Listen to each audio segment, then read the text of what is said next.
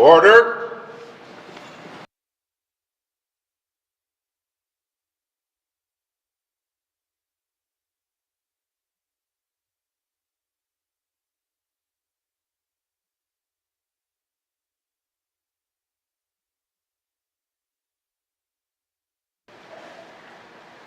I'm going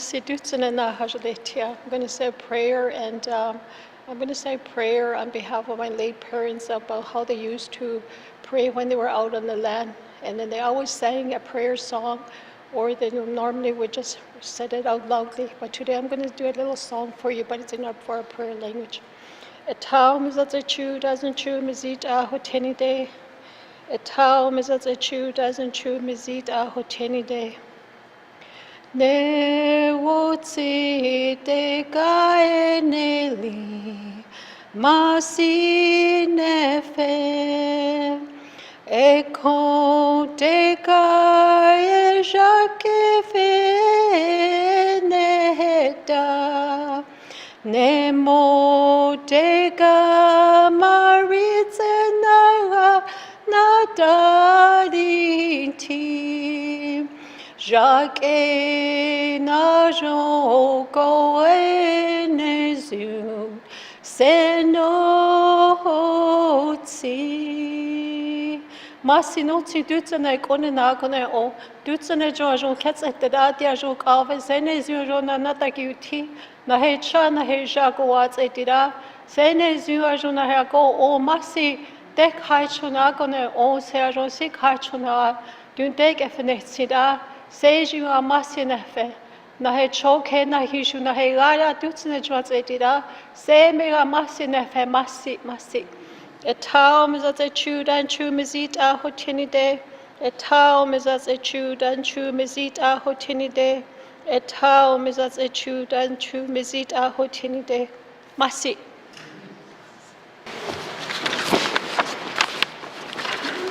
Please see. I'd like to thank Mary Jane Kazon for the prayer song today to start off our session. Colleagues, good afternoon. In yesterday's ruling, I urged caution in your language here and social media.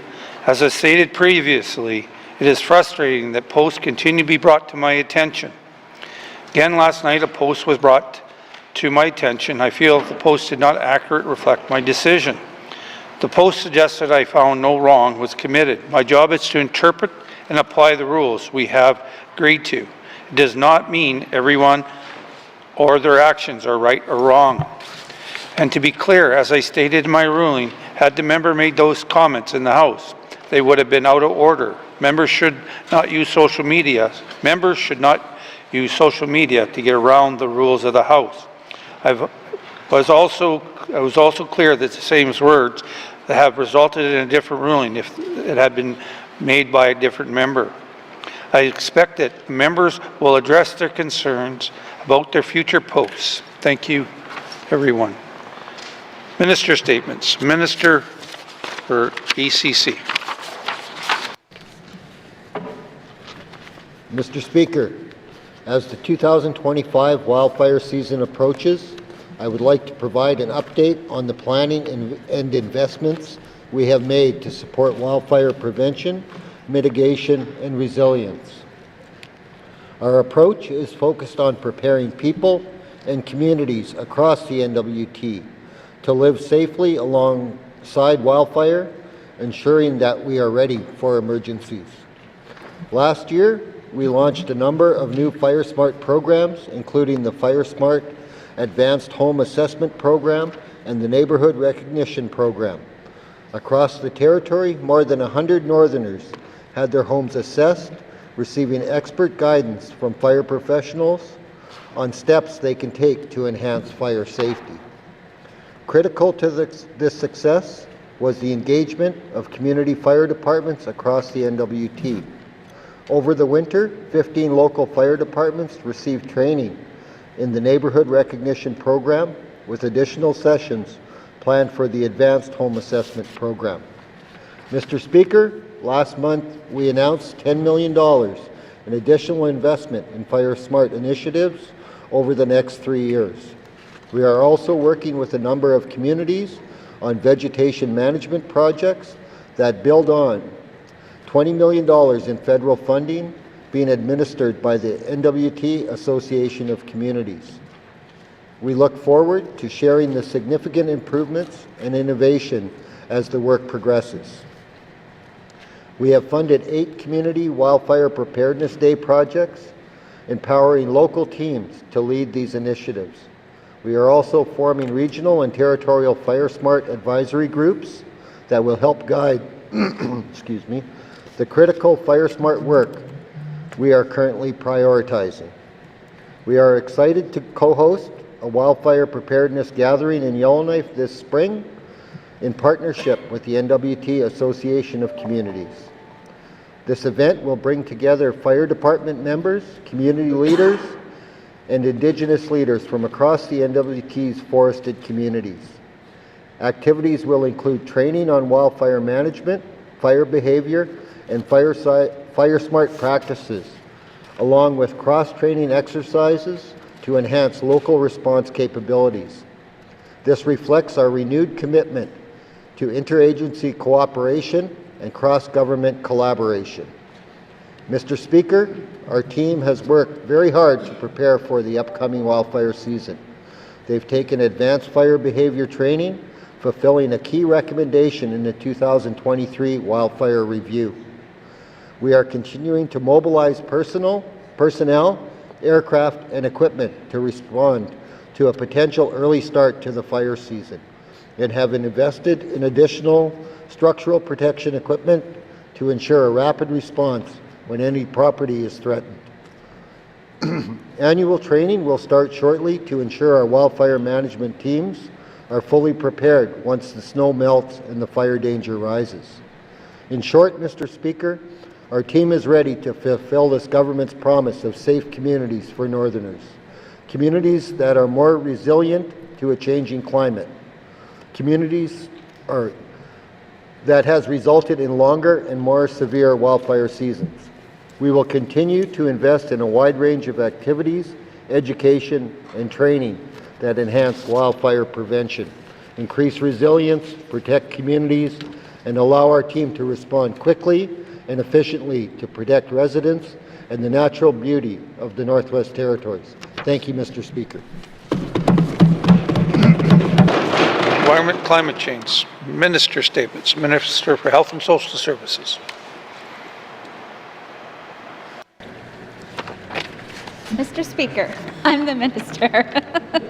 Mr. Speaker, almost 30% of residents in the Northwest Territories over the age of 15 consider themselves as smokers.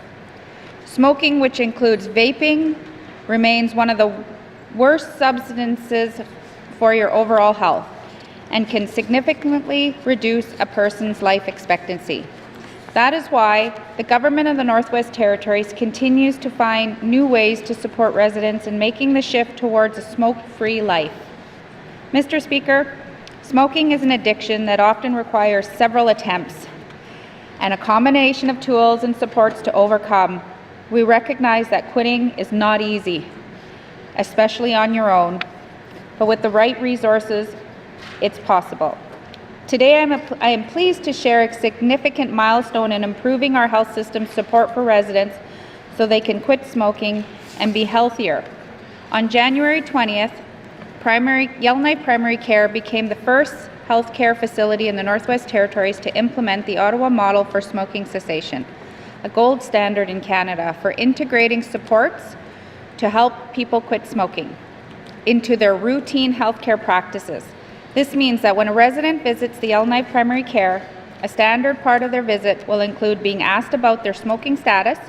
People who indicate that they are smokers and are ready to quit will be actively offered support specifically tailored to their needs by a healthcare provider trained to help people quit smoking.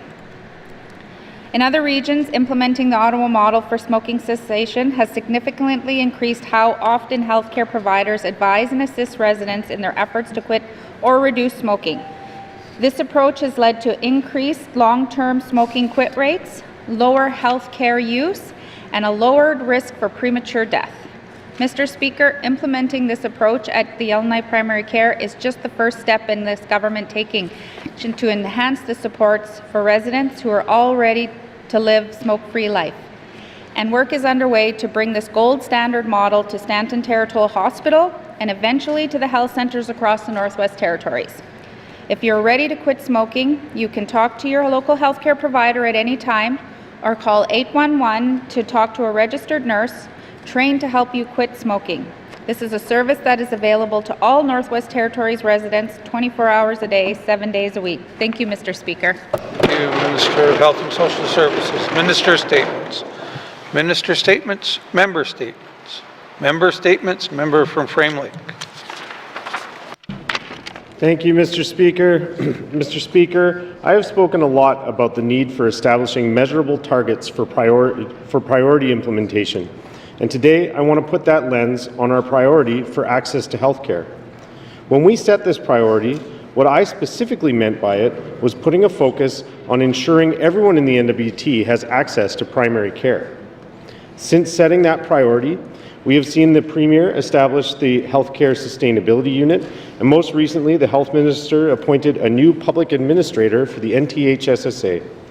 Together, these changes are heavily focused on the financial aspects of system sustainability, but I question whether we have appropriately weighted the importance of access to primary care in our healthcare goals and planning. I will acknowledge that the public administrator's mandate does include primary care reform, as does the business plan, but similar to my concerns about other priority areas, I think we need to be more specific about what exactly we are working to achieve. Indeed, Mr. Speaker, when I look to the business plan for the Health Department, I note several key items. One is that an integrated primary care framework is developed and performance monitoring is in place by 2025. Great first step. However, there isn't a target identified for what this framework is meant to achieve. Second is that performance measures are established and trended to identify improvement areas, but the target is listed as target not established. So we have some work to do. Together, these targets don't tell MLAs or the public what outcome we are trying to achieve with primary care reform or prioritization. As I said last week, if we don't communicate what we are trying to achieve, it is impossible to know when we have achieved it. In her book, Health for All, which I'm happy to note I saw on the Health Minister's desk, Dr. Jane Philpott suggests that leaders need to articulate a vision, and I emphasize, with a measurable end result. Dr. Philpott suggests the goal at the provincial and territorial level needs to be universal access to a primary care team. Our goal should be everyone in the NWT has access to primary care. I think that the department is working towards a goal like this, but it is not clear that is indeed the goal or when we expect to achieve it. So let's make it clear, Mr. Speaker. I'll have questions for the Minister at the appropriate time. Thank you. Thank you, member from Frame Lake. Member statement, member from Great Slave. Thank you, Mr. Speaker. I'm sensing a theme day. Mr. Speaker, the riding of Great Slave is a walkable Yellowknife constituency. Part of the attraction of the riding for residents is that it is close to downtown, but close enough to nature that folks can enjoy green spaces like the gem that is Tin Can Hill and ease of access to Great Slave Lake. Mr. Speaker, I'm also very aware that many of my constituents either choose not to have or cannot afford vehicles to take them to other parts of the city that are less walkable. I try to hold all my constituency events in the riding or near the riding with this in mind. My upcoming event this weekend is easily serviceable by transit at a well-used city facility, for instance. But Mr. Speaker, receiving same-day primary care services can be hard to plan for when you need to spend money on a cab to get to the Lewagote building, or timing public transit in the heat of the moment to get yourself and a sick family member to the clinic uptown. I'm concerned that limiting access to same-day primary care service downtown is creating hardships for folks of limited means in my riding, Mr. Speaker. I will have questions for the Minister of Health and Social Services at the appropriate time. Thank you. Thank you, member from Great Slave. Member statements, member from Range Lake. Mr. Speaker, hostile situations at Stanton Territorial Hospital's emergency department are not out of the ordinary. Hospital staff, including nurses and doctors, are increasingly facing threats, verbal abuse, and even physical assaults. Last Saturday, when MLAs were notified about a person who had entered the facility in a hostile state, It was not clear what was so exceptional about this particular event. Only yesterday, I was shocked to learn through the media that someone at the hospital had pointed a firearm at staff. This is a serious escalation of the violence emergency department staff were becoming accustomed to, and I'm very grateful no one was hurt. It is completely unacceptable, Mr. Speaker, that emergency department staff have cause to fear for their safety.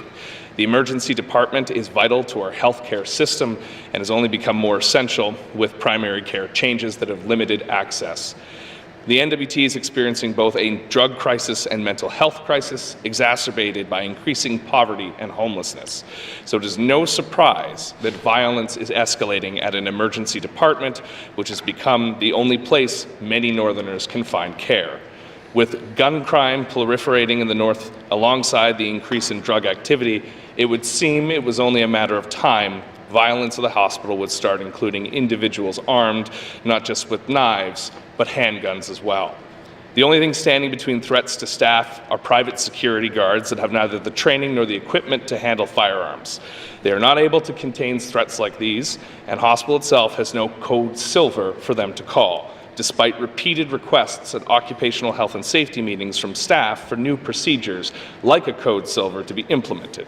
Nurses are now asking me, Mr. Speaker, is the minister listening to their concerns?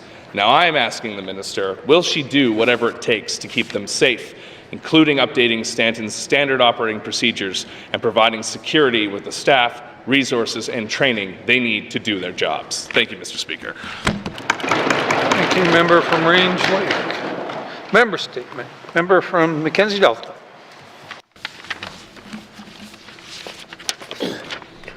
Thank you, Mr. Speaker.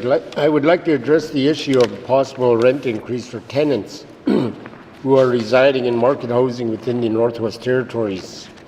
It is my understanding that there has not been a rent increase since 2012.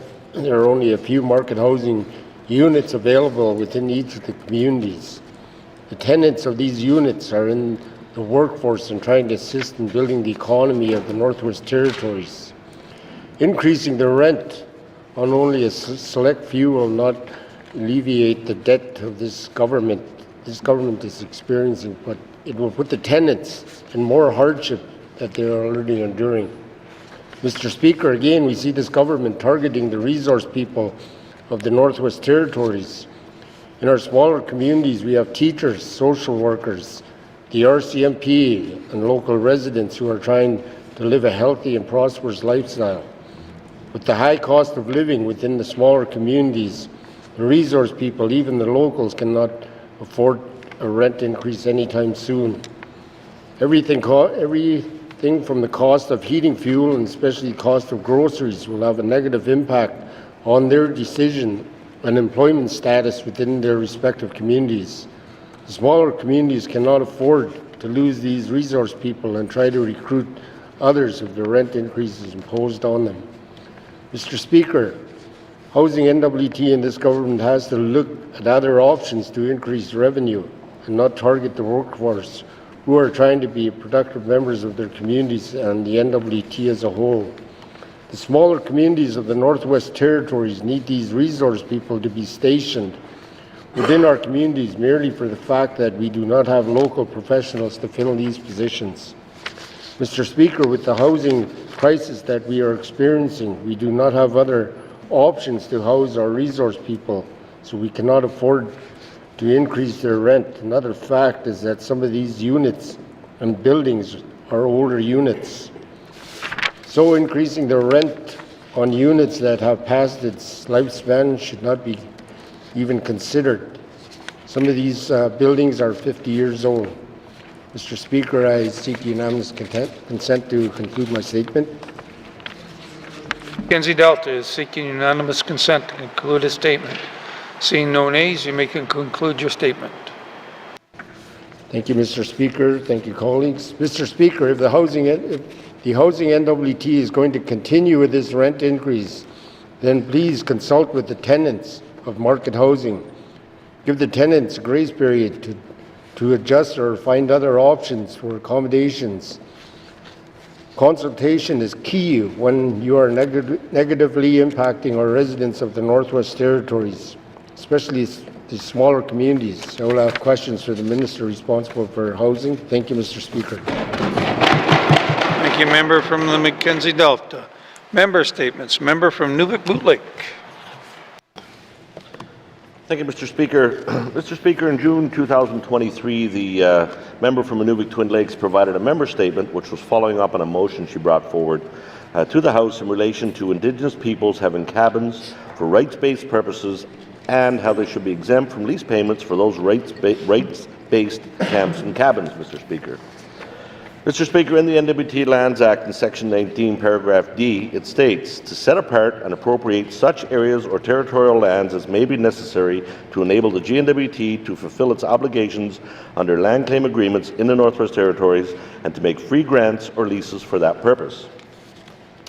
Mr. Speaker, one example is the Inuvialuit Final Agreement, an agreement that is constitutionally protected, an agreement that provides for certain rights to Inuvialuit to access and establish camps as part of exercising their right to harvest, an agreement, Mr. Speaker, that we signed as the GNWT. The Inuvialuit Final Agreement specifically states that the Inuvialuit need to pay fees to exercise their right to harvest, including their rights to establish camps. This has been ongoing for several years, Mr. Speaker, and the response has always been, we're working on it. I still have examples in my riding where leaseholders are being taken to collections. In one case, Mr. Speaker, the cabin was actually washed away on the banks of the Mackenzie River. The land isn't even there anymore, Mr. Speaker, much less the cabin, and they're still being taken to collections over their lease. Yesterday, the Minister stated that leaseholders can apply for a pause in invoicing. If this shouldn't be happening in the first place, why are we asking leaseholders to apply? Are there people out there, Mr. Speaker, that want to pay? And if so, maybe the Minister can pause all and have those who would like to continue to pay apply to do so. This is taking far too long, Mr. Speaker. People are frustrated. They are suffering financial hardship. Indigenous governments are fed up, and we need to resolve this issue now, Mr. Speaker. Thank you. Thank you, member from Nuvik Boot Lake. Member statements. Member from the Decho. Thank you, Mr. Speaker. Mr. Speaker, we have been talking a lot about educational opportunities in our communities in recent weeks. Today I would like to share with the House an example of how programming in our small communities can make and does work when right people come together. The Getting Ahead pilot or GAP program was developed through a collaborative initiative between Aurora College and Decho First Nations. The program was designed to address the need for employment readiness training in Port Providence, particularly for individuals facing barriers to employment, such as lower literacy levels, limited work experience, and a lack of essential workplace skills. The goal was to provide participants with career planning, financial literacy, digital literacy, and workplace safety training to help them transition into the workforce or further education. The GAP program incorporated courses that are part of Aurora College's curriculum. Successful participants earned academic credits with Aurora College, contributing to their ongoing educational pathways. The program was funded through Decho First Nations Indigenous Skills and Employment Training Program, and Aurora College contributed instructional leadership and provided the structured training framework. The GAP program ran for 15 weeks from September to December 2024. While it is not a standalone certificate program, participants who successfully completed their required coursework earned academic credits with Aurora College, which can be applied towards further studies. 7 students successfully completed the program. GAP provided them with valuable workplace skills, career planning tools, and industry-recognized safety certifications, increasing their employment prospects. Mr. Speaker, we need to see more partnerships and outcomes like these in our small communities, meeting people where they're at and providing the needed training to advance academic and employment opportunities. Merci. Member from the Decho. Member statements. Member from Mofway. School attendance. Mr. Speaker, members have recently discussed education in our small communities. The graduation rate in the Northwest Territories fell below 60% for 2022 and 2023 school year. The Government of the Northwest Territories 2022-23 report notes that attendance rates are trending downwards across the NWT. Attendance is as low as 63.5% in small communities, and less than 60% of students attend in some grades, according to the NWT statistics. Mr. Speaker, we can blame the pandemic for these declining rates, but this has been happening for over a decade. A 2013 education framework document stated that by grade 4, the average NWT student has already missed half a year of school or 2 full years by grade 10. These statistics suggest that even students in small communities who graduate will have no higher than a potential grade 10 upon graduation. You cannot finish at a grade 12 level if you miss 2 years of school. Mr. Speaker, this is unacceptable. Students need to attend school, but in small communities, there are other considerations: busing and getting to the school building, fewer remote learning options, and the need to be on the land at different times throughout the year. Mr. Speaker, the Department of Education, Culture and Employment knows there is a divide between small community and urban students. We need to address this barrier and get students in small communities to attend school daily. Thank you, Mr. Speaker. Thank you, member from Wolfley. Member statements. Member from Yellowknife North. Thank you, Mr. Speaker. Mr. Speaker, today I'd like to reflect on what makes the NWT different from other parts of Canada in ways that are both maddening and also beautiful. Even looking to our neighbour territories, each has a more unified sense of identity, either because there's a common Indigenous government or the population's concentrated in a capital region. But the NWT is a collection of 33 communities, and it often seems that each one wants to go its own separate way, find its own unique solution, and even sometimes groups divided up within communities want different things. I think the instinct behind that attitude is, don't tell us what to do. We don't fit into the mold, and we don't want to follow the rules that are imposed upon us by anyone, whether that person is in Ottawa or Yellowknife or in a regional centre. That attitude sometimes blocks us from working together, finding common purpose, and actually accomplishing anything, and that's the maddening part. But I also have to say, Mr. Speaker, that very thing is a big part of why I live here and why I could never live anywhere else. Many of us have chosen this place as our adopted home precisely because we have found a place with more freedom from the kinds of rules and constraints that we would have found down south. It's somewhere to spread your wings. Do things your own way. Go ahead and take the initiative instead of waiting for the instructions or the protocols to be established. There are so many beautiful and also practical things that can be created from this urge to color outside the lines and step outside the box. There is constant tension in the NWT between people's urge for uniqueness and their desire for standards, between the need for fairness and rules, and also everyone's desire to be the exception to that rule,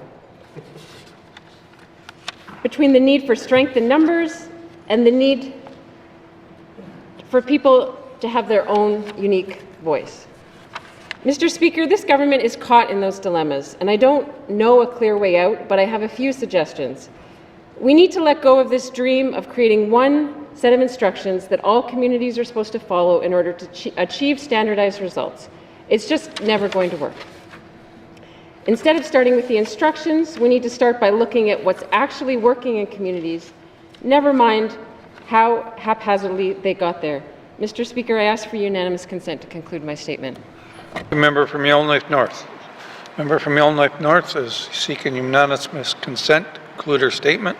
Seeing no nays, you may conclude your statement. Thank you, Mr. Speaker, and to my colleagues. We need to stop punishing public servants for trying to step outside their silos and boxes.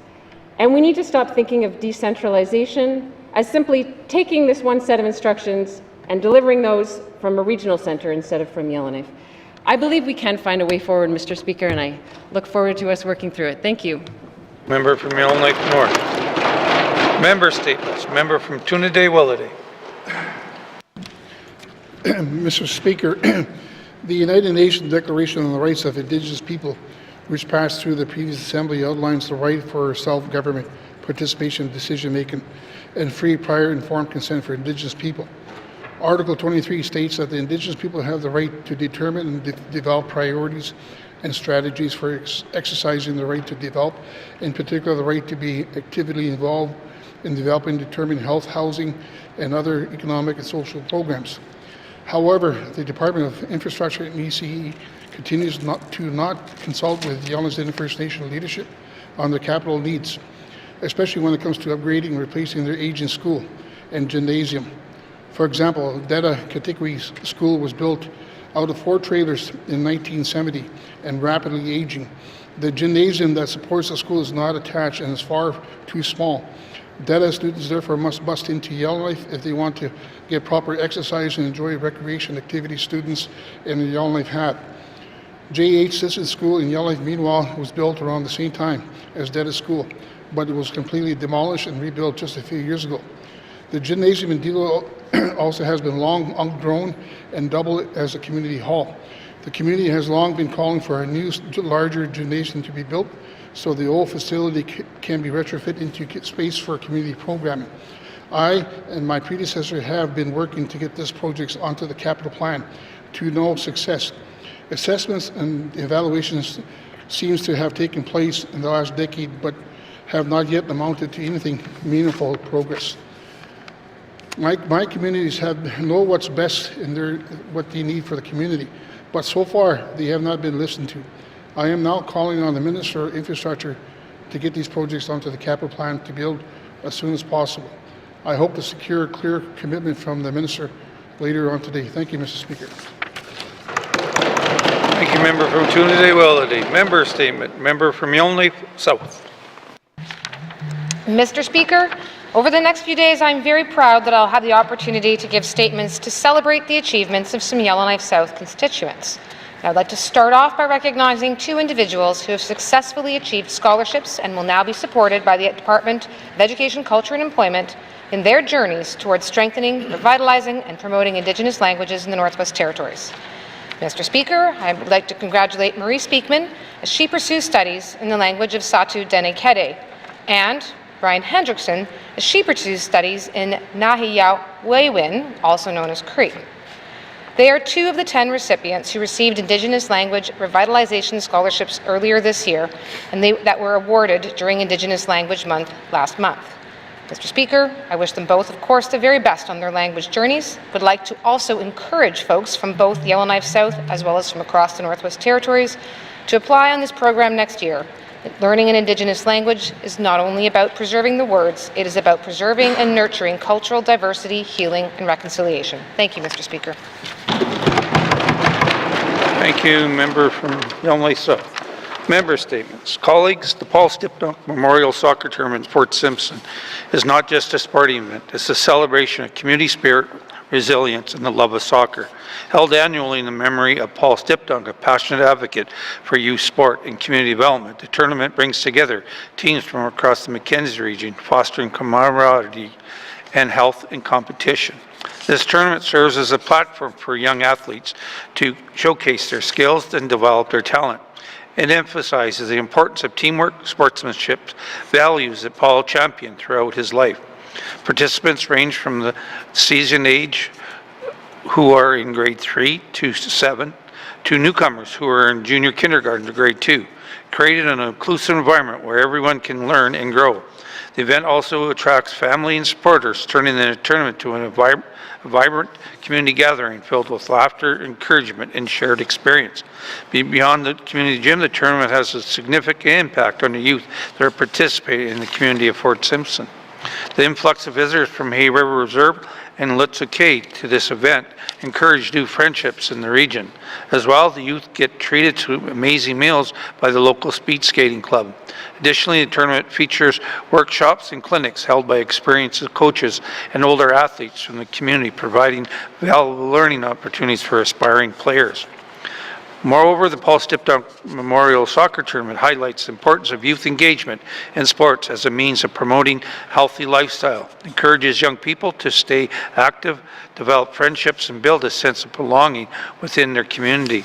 The legacy of Paul Stipdunk lives on through this tournament, inspires future generations to pursue their passion both on and off the field. In this way, the event transcends mere competitions, becomes a cornerstone of the community identity and pride in Fort Simpson. This year's tournament was held on Friday, January 10th to Sunday the 12th, and I'm fortunate enough to be able to attend, witness the youth have a great time. I know Paul was proudly looking down on youth that weekend. We'd like to thank the Stipdunk family, Mackenzie Rec Association, Village of Fort Simpson Speed Skating Club, Department of Municipal and Community Affairs, and all the volunteers for their continued development. Member statements. Member statements. Recognition of visitors in the gallery. Recognition of visitors in the gallery. Reports on Committee of the Review of Bills. Reports on Committee of Review of Bills. Reports on Standing and Special Committee. Reports on Standing and Special Committee. Returns to oral questions. Returns to oral questions. Acknowledgements. Acknowledgements. Oral questions. Member from Rangeley. Thank you, Mr. Speaker. Mr. Speaker, I would like to ask about the Minister of Health and Social Services about the recent very serious situation that happened at Stanton Territorial Hospital. The code that was called is a code white, which means everyone from each department attends on at the site, would actually led to an increasing risk to safety of those people who did attend. Other hospitals have code silvers, which means shelter in place, more or less. Can the minister, and these issues have been raised with hospital management, can the minister explain why we don't have a code silver in place at Stanton Territorial Hospital? Thank you. Member from Range Lake, Minister of Health and Social Services. Thank you, Mr. Speaker. Mr. Speaker, just to the code silver, there is a draft code silver policy that's been developed, and since the beginning of this year, the policy is currently being reviewed by various stakeholders, including the Occupational Health and Safety and other various teams. Next best steps will be to ask the RCMP to review, and then it will be circulated more broadly for feedback. Thank you, Mr. Speaker. Social Services, member from Range Lake. Thank you, Mr. Speaker. Mr. Speaker, I'm sure healthcare workers are relieved to hear that. When does the minister plan to have that fully in place? Thank you. Member from Range Lake, Minister of Health and Social Services. As this work is ongoing, Mr. Speaker, I can ensure that, that we, and I think any member in this House do want to take health and safety of any of our public service very seriously. And so with this work that's going on, I don't have the exact details of when these things will happen, but as I get more information from that, I can provide that in writing to members as they wish, and to the member that's asking. Thank you. Minister of Health and Social Service. Final supplementary, member from Range Lake. Thank you, Mr. Speaker, and thank you to the Minister for that commitment. Mr. Speaker, another issue is the security at Stanton. Do not have the resources that they need to deal with situations like that. Is the Minister willing to review the security complement at the Stanton Territorial Hospital and ensure that they are properly resourced to deal with future violence at the ER? Thank you. From Range Lake, Minister of Health and Social Services. Thank you, Mr. Speaker. Mr. Speaker, and I appreciate that the member is highlighting this. This is something that, you know, we always think that we live in a little bubble up here in the north and these kind of things are not going to happen to us. But as I was in Halifax, there was another serious incident that happened there while we were there. And you know, and I hear it from my colleagues in Hay River, you know, the staff there are worried about the safety. And so we take this very seriously, and there is ongoing work right now learning from this specific incidents and any other incidents before, but you know, highlighting that the place that we're living right now with guns and violence and the toxic drugs that are affecting all of our communities now, we are looking at this and some improving and ongoing doing this work. Thank you, Mr. Speaker. Mr. Health and Social Services. Oral questions. Member from Nunavut Lake. Thank you, Mr. Speaker. Mr. Speaker, following up on my member statement, and Mr. Speaker, I know the Minister is live to this issue. I know the Minister cares about this issue. I guess my first question is, what are we doing and when are we finally going to resolve this issue of cabin leases in settled land claim areas? Thank you, Mr. Speaker. Nunavut Lake, Minister of Environment and Climate Change. Thank you, Mr. Speaker, and thank you to the member for the question. Mr. Speaker, this has been an area that has been top of mind for me. It was one of my priorities, my personal priorities when I came into the Assembly and became Minister, and there's been a lot of work done within the department. I certainly, much like the member, would like to see the pace moving a little quicker than it is, but you know, very aware of the capacity of not only the department but the Indigenous governments to move this forward. We have a number of initiatives going. We've addressed a way to engage so that we can look at the program as a whole. And we've sent letters out. We have a meeting scheduled for early May to discuss some options. And again, as I've stated before, it's very important to me that we get the perspectives and the input from all of the Indigenous governments across the NWT to ensure that we're looking out for everyone's interest as we move forward. Thank you, Mr. Speaker. Environment and Climate Change. Member from Nunavut Lake. Thank you, Mr. Speaker. Well, Mr. Speaker, you know, we must commit to respecting the IFA, certainly in the Nunavut settlement area, and our obligations underneath its implementation. Mr. Speaker, can the Minister speak to any specific legislation that would have to be changed to make this happen? Thank you. Member from Nunavut Lake, Minister of Environment and Climate Change. Thank you, Mr. Speaker. Mr. Speaker, as we are currently working through the process, we are working with, through the Intergovernmental Council on Land Tenure, the Intergovernmental Council on Land and Resource Management through the Legislative Development Protocol. And as we're doing this, we're working on the establishment of finalizing the regulations toward the, my apologies, toward the land tenure issue. Thank you, Mr. Speaker. Minister of Environment and Climate Change. Final supplementary. Member from Nunavut Lake. Thank you, Mr. Speaker. Thank the Minister for that. I don't think I got a specific piece of legislation in there, and I'd note that now is not the time to negotiate. Now is the time, again, to respect the legislation and the rules and the Indigenous agreements that are in place. With that, Mr. Speaker, would the Minister once again commit to pausing all invoicing and all collections until this issue is finally resolved? Thank you. Member from Nunavut Lake, Minister of Environment and Climate Change. Thank you, Mr. Speaker, and apologies to the member for my little stumble there. Currently, we are working on potentially reducing rents for Indigenous leaseholders that have traditional harvesting rights to potentially $1. Unfortunately, under the current legislation, we're unable to go to zero. Certainly, we have the program in place, which came into force in 2023, which we've extended now to pause collection on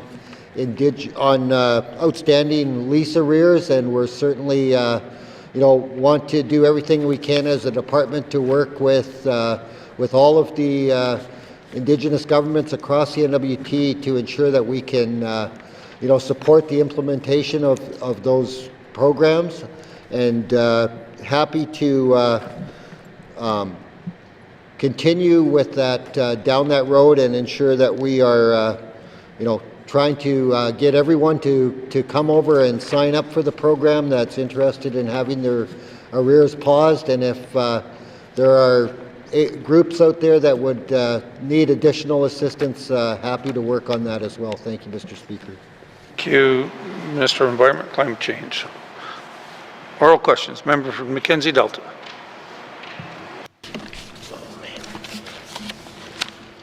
Thank you, Mr. Speaker. There are only a few units with market housing units within each of the communities throughout the NWT.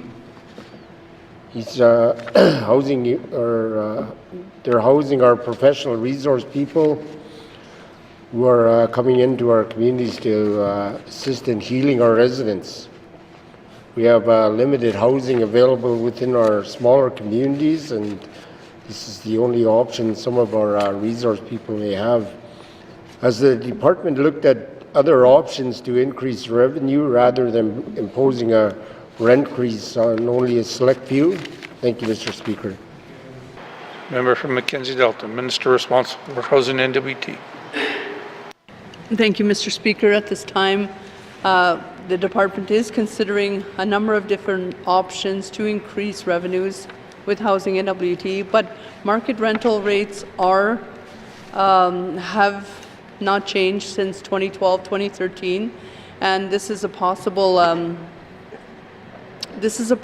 revenue for housing NWT because it does subsidize our public housing units. Thank you, Mr. Speaker. Thank you, Minister responsible for housing NWT. Member for Mackenzie Delta. Thank you, Mr. Speaker.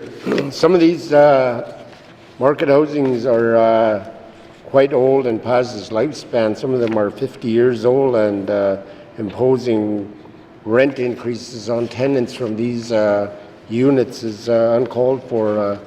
Will the department be increasing the rent on the same basis as the newer units, or will they be based on the condition of each unit? Thank you, Mr. Speaker. Thank you. Member from Mackenzie Delta, Minister responsible for housing NWT. Thank you, Mr. Speaker. Well, good news to report. Most of the market housing rentals in the Northwest Territories are 20 years or less. The government Northwest Territories started investing in market housing in the early 2000s, so most of them are 20 years or less, so much better condition than our public housing units. Thank you, Mr. Speaker. Minister responsible for housing NWT. Final supplementary. Member from Mackenzie Delta.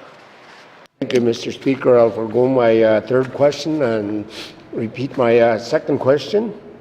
Will the department be increasing the rent on the same basis as the newer units, as the 50-year-old units that we do have in our communities? Thank you, Mr. Speaker. From Mackenzie Delta, Minister responsible for housing NWT. Thank you, Mr. Speaker. A difficult question, and thank you to the member for the question. This is the same type of question that I have asked Housing NWT, considering the conditions of units across the Northwest Territories, utilizing unit condition rating. But at this time, the expectation is that they would be the same across the board. Thank you, Mr. Speaker. Thank you, Minister of Health, responsible for housing NWT. Oral questions. Member from Frame Lake. Thank you, Mr. Speaker. Mr. Speaker, my question is for the Minister of Health, and it's quite simple. Mr. Speaker, what is our goal for primary care in the NWT? Thank you, member from Frame Lake. Minister of Health and Social Services. Mr. Speaker, to answer the member's question, there have been systemic barriers in health and social services system preventing Indigenous people from accessing the primary and community health care services they need. This results in disparity in health and wellness outcomes. These services could be delivered through team-based models of care that are responsive to their values and priorities. Therefore, a vision has been established in collaboration with Indigenous communities to address these disparities and focus on equity. And the Department is committed to realizing this vision where Northwest Territories is a place where Indigenous people, including 2S LGBTQIA+ individuals, enjoy optimal physical, mental, emotional, and spiritual health and wellness. So the goal of primary health care reform is to ensure that all residents have access to culturally safe, team-based primary and community care, and then to establish integrated care pathways to support seamless integration and continuity across various health and social services and levels of care. So we are mobilizing health and social services system staff and external shareholders to pursue that transformative, community-driven approach to primary and community care. Thank you, Mr. Speaker. For Health and Social Services. Member from Frame Lake. Thank you, Mr. Speaker. Mr. Speaker, I appreciate that incredibly detailed answer. My next question is, Mr. Speaker, if that is our goal, why have we not clearly articulated it, and I might suggest being a bit more brief, in the business plans? Thank you, Mr. Speaker. From Frame Lake, Minister of Health and Social Services. Thank you, Mr. Speaker. Mr. Speaker, you know, the business plans, and I agree, sometimes when we get into the beginning of how we're going to do things in a new government, it's very, in a way, may I say vague as to how we're going to get these things done. But and that's one of the reasons why I think just recently I sent a letter to the committee on a briefing for the primary health care reform, which will be able to dive deep into some of the work that the department is doing, and for members to be able to ask questions and get the information that they need in a better way. So, and I encourage the members to reach out to us to schedule that briefing. Thank you, Mr. Speaker. Minister of Health and Social Services. Final supplementary. Member from Frame Lake. Thank you, Mr. Speaker, and thank you to the Minister for that offer. Certainly I'll talk to my colleagues and hopefully we accept that briefing. Mr. Speaker, it's great to have a goal, but we also need to know when are we trying to achieve it by. So I appreciate that we are working to have equitable access for all NWT residents to primary care. I would suggest that we add the word universal, meaning everybody has that access. But Mr. Speaker, when is that goal going to be achieved? When do we anticipate being able to tell every resident in the NWT that they have equitable access to health care? Thank you. Minister of Health and Social Services.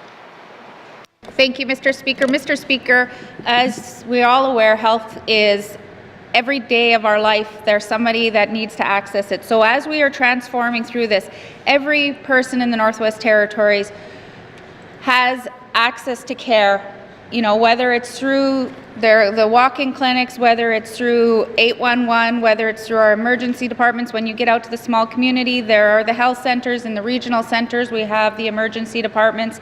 You know, everybody has access to care. As through this transformation, this is work that is going to be ongoing, and I do not want to rush something and put the burden on pressure on our staff.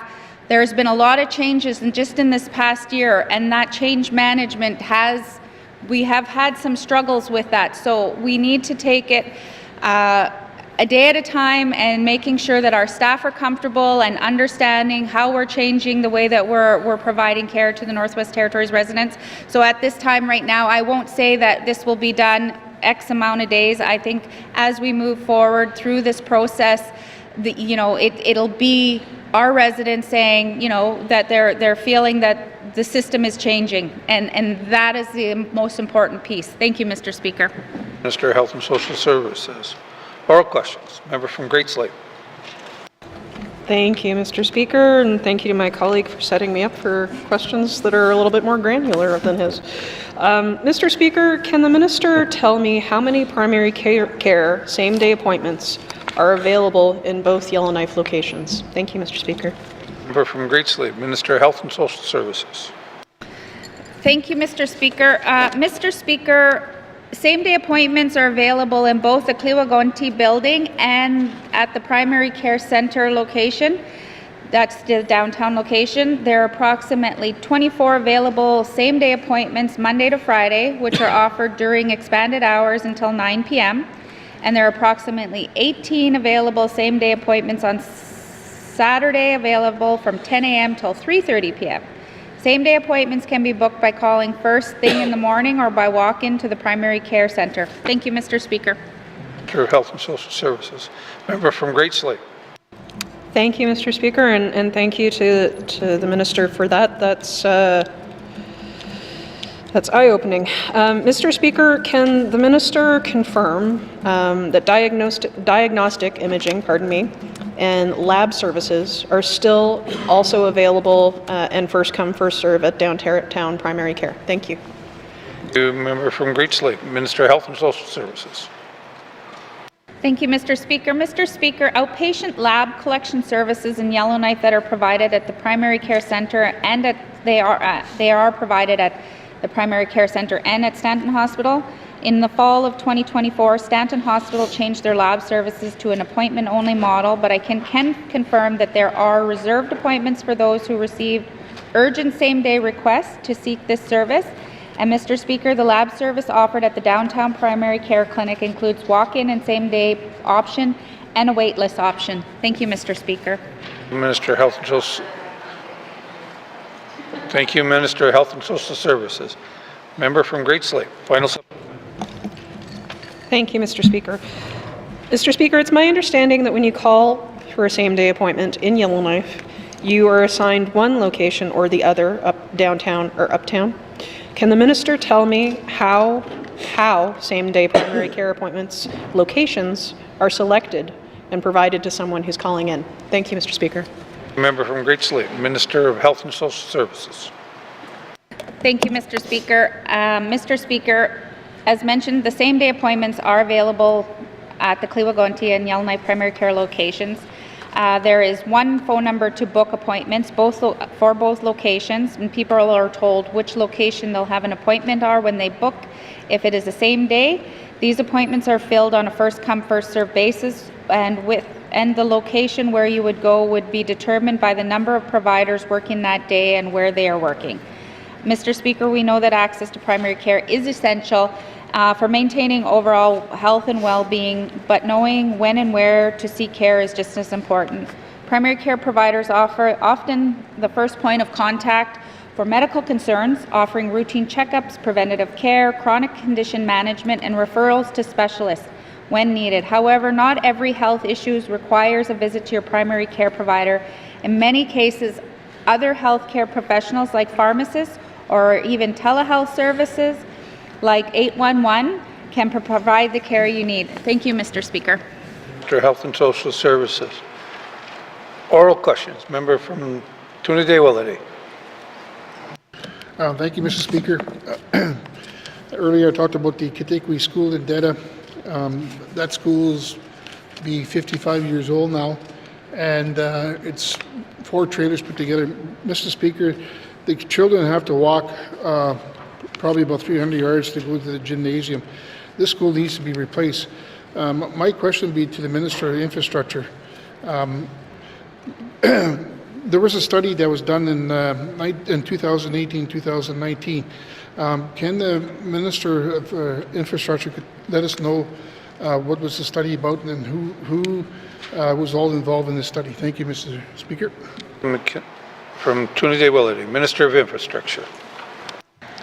Mr. Speaker, I'm going to need a bit of time to suss out exactly what study this is referencing from 2018-19. I'm happy to do so. It may be that I'm leaning on my colleague from Education, Culture and Employment. When it comes to the capital planning for educational facilities, it is a team effort. We rely on ECNE to determine their programming needs, and then of course the team at Infrastructure supports them with respect to capital planning standards and then moving through the process. So again, happy to look into this and to report back to the House and to the member. Thank you. Minister of Infrastructure. Member from Toonaday-Willety. Yeah, thank you, Mr. Speaker. Mr. Speaker, I guess my question to the minister is that now that the study is undertaken in 2018, 2019, once he has this information, my question would be is, can we look at a new way to look at this report and start working with the Elders and First Nation Chief and Council and the local DEA to look at what the needs are for that community for fall 2025 capital plan process? Thank you. From Trinidad Willity, Minister of Infrastructure. Thank you, Mr. Speaker. Mr. Speaker, I'm certainly happy to continue to work with the chief from the community. This is not an issue that he has raised with me directly on previous occasions, but certainly happy to open that conversation with them. Mr. Speaker, the capital planning process is a fairly detailed one. There are several criteria by which projects are judged to determine which ones move forward. Existing schools go through regular assessments every 5 years to determine where they might fall in terms of their needs. New capital projects similarly go through an assessment. There's standards and criteria that apply to all educational facilities. So there's certainly a very robust system to ensure that we are ensuring that all of the 33 communities have access to good educational facilities. Happy to go through that with the member and with the chief in the community and see where the facilities in these communities fall. Thank you. Minister of Infrastructure. Final supplementary. Member from Trinidad Willity. Thank you, Mr. Speaker, and I just want to emphasize that education is a treaty right, and it's also recognized in the UNDRIP document. So, having said that, I guess I'm looking forward to work with the department to work with the Almaden First Nation and also the DEA in Deda, so that we are able to finally get a new school in Deda and with a full-size gymnasium. And my question to the minister is that when can we start working together with the Almaden First Nation and the local DEA on this issue? Thank you. From Trinidad Willity, Minister of Infrastructure. Thank you, Mr. Speaker. Mr. Speaker, I'll draw on another positive example, which is to say that in the community of Betchiko, there was a long-standing challenge of the school there and a desire to see that school changed and moved from the site where it was previously put to a new community. Department of Education, Culture and Employment as lead, with support from infrastructure, are now working with Collegial Government, going to Ottawa to advocate for education. Mr. Speaker, I would be very happy to see that we can get to a place where another Indigenous government, together with the GNWT, are able to advocate for better education in their community, and happy to meet with the chiefs to work towards that goal. Thank you. Minister of Infrastructure. Oral questions. Member from Range Lake. Thank you, Mr. Speaker. Mr. Speaker, today's a fairly momentous day in the Canada-U.S. trade relationship. Donald Trump has imposed his tariffs, and Canadians are reeling from the consequences. Markets are reeling from the consequences, and our future is increasingly uncertain. I know that the Premier's been front and center with Team Canada on protecting our nation's interests and Northerners' interests. Can he provide an update to this House now that these tariffs are reality? Thank you. Member from Range Lake, Minister of Infrastructure. Thank you, Mr. Speaker. We all heard the news that the President of the United States has decided to implement tariffs on Canada and Mexico. The Prime Minister Trudeau has stated that he has initiated counter tariffs on our side of the border, and with additional counter tariffs coming in a few weeks, depending on how things go. For our part here in the Northwest Territories, we've directed the NWT Liquor and Cannabis Commission to cease all procurement of American products. We've directed the departments to refrain from procuring anything from American companies wherever possible. We're looking at how to end our contracts with Starlink, and we're going to continue to do anything else we can to support Team Canada and Canadians and Northerners. Thank you, Mr. Speaker. Member from Range Lake.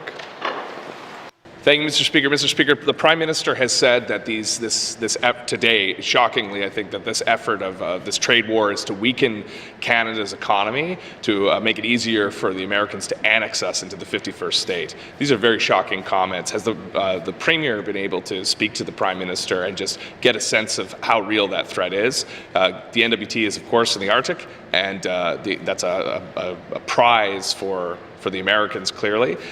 Is this how serious is this threat, and what are we doing to prepare for it? Thank you. Member from Range Lake, Mr. Premier. Thank you, Mr. Speaker. Yes, we've had almost weekly conversations, all the premiers and the Prime Minister. I actually had to leave a call early to come down to the House today, so we were just meeting. And I don't think there's a lot of nuance in what the President has to say about annexing Canada. I think if you read what he's saying and you listen to what he says, it sounds like he's serious about it. And I think that people across Canada and all levels of government now realize that, and we need to do what we can to ensure that we stay united and we stay strong economically.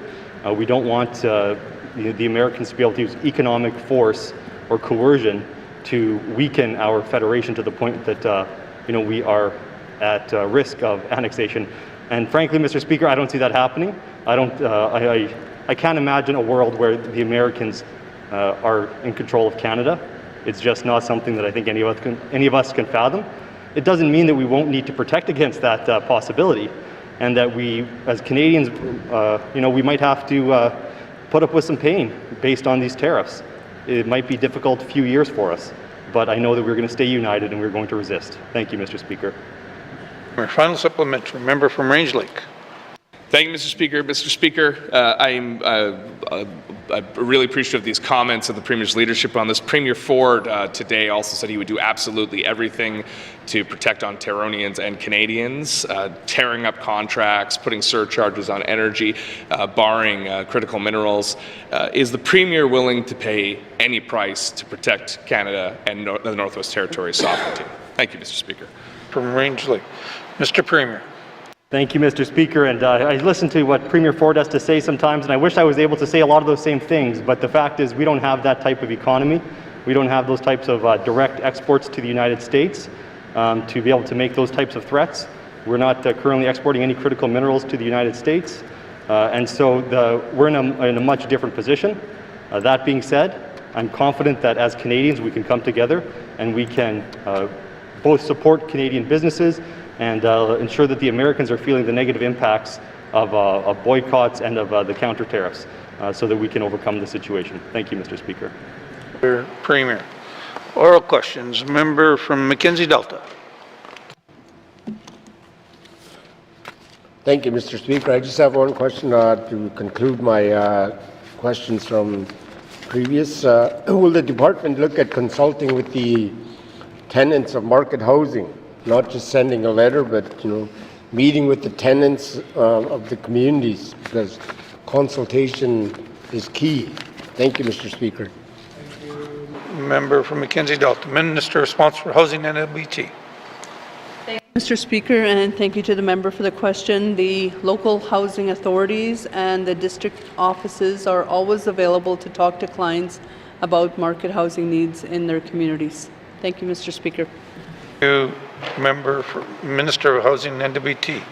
Oral questions. Member from Great Slave. Thank you, Mr. Speaker. Mr. Speaker, my question is for the Minister of Health and Social Services. After hearing her answers to questions today, does the Minister agree that equity to healthcare includes accessibility of healthcare? Thank you, Mr. Speaker. Thank you, Member from Great Slave, Minister of Health and Social Services. Yes, Mr. Speaker. Social Services, Member from Great Slave. Thank you, Mr. Speaker. And this is something I talked to the Minister about quite a bit. So can the Minister commit to looking during this primary care reform period into how we allot spaces between the two Yellowknife locations for same-day services? Thank you, Mr. Speaker. Member from Great Slave, Minister of Health and Social Services. Yes, Mr. Speaker. Minister of Health and Social Services. Oral questions. Oral questions, member from Range Lake. Thank you, Mr. Speaker. Mr. Speaker, I am hearing that patients are being more or less warehoused in waiting rooms in the hospital, spending days on stretchers in an overcrowded emergency department. Hospital continues to be on gridlock, meaning care is delayed, tensions run high, and safety risks multiply. What is the Minister doing to address gridlock at Stanton Territorial Hospital? Thank you. Thank you, member from Range Lake. Minister of Health and Social Services. Thank you, Mr. Speaker. Mr. Speaker, Since May 2024, Stanton Territorial Hospital has been gridlocked of an average of 10 to 15 days per month. So each day, Stanton has an average of 5 patients in the emergency department waiting for a bed in the inpatient unit. For the past year, Stanton has been sitting at or above 100% capacity.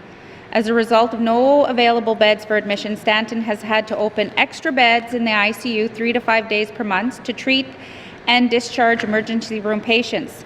There are 9 acute care beds that are currently occupied by patients who could be discharged to an altered level of care, such as out-of-territory services and long-term care, and these patients are at various stages of planning for those placements. On average, 5 to 8 surgical procedures per month have had to be cancelled due to the lack of available beds for post-operative care as results gridlocks on numerous admissions in the ER.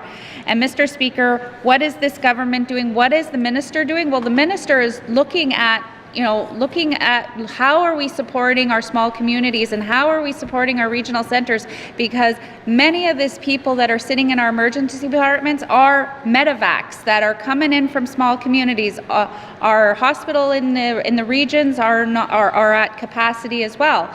And so there's much work that needs to be done on the outlying to support people to have access to care sooner, so that it's reducing the amount that's needed on inpatient care. Thank you, Mr. Speaker. Minister of Health and Social Services, member from Range Lake.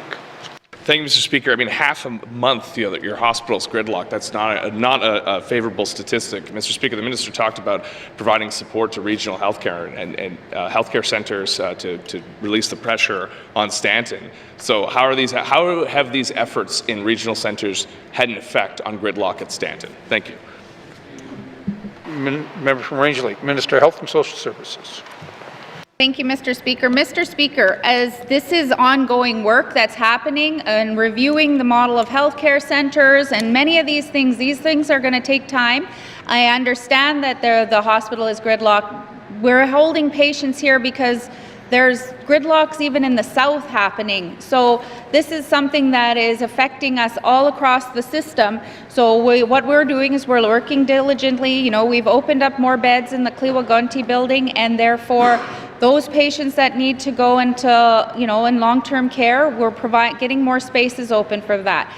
And it takes all of us to try and reach out to our healthcare providers sooner. And yes, we hear that it's a struggle, but these are the things that we're focusing on and trying to change the way that we're doing things and looking at the frontline services and where things are going to be needed. And those are the things that maybe, in this next year are going to have to change. Thank you, Mr. Speaker. Health and Social Services, member from Range Lake, final supplementary. Thank you, Mr. Speaker. I'm hearing the same concerns and the same energy to solve them, but I'm light on details. So I'll put it another way. The public administrator has been in place for some time now. He's got an expansive mandate to solve these problems. What is the public administrator doing to address gridlock? Thank you. Member from Range Lake, Minister of Health and Social Services.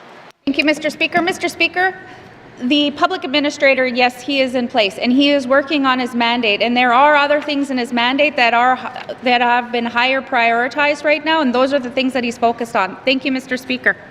Thank you, Minister of Health and Social Services. Oral questions. Oral questions.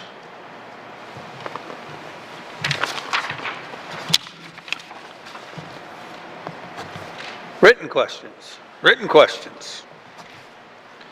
Returns to written questions, returns to written questions.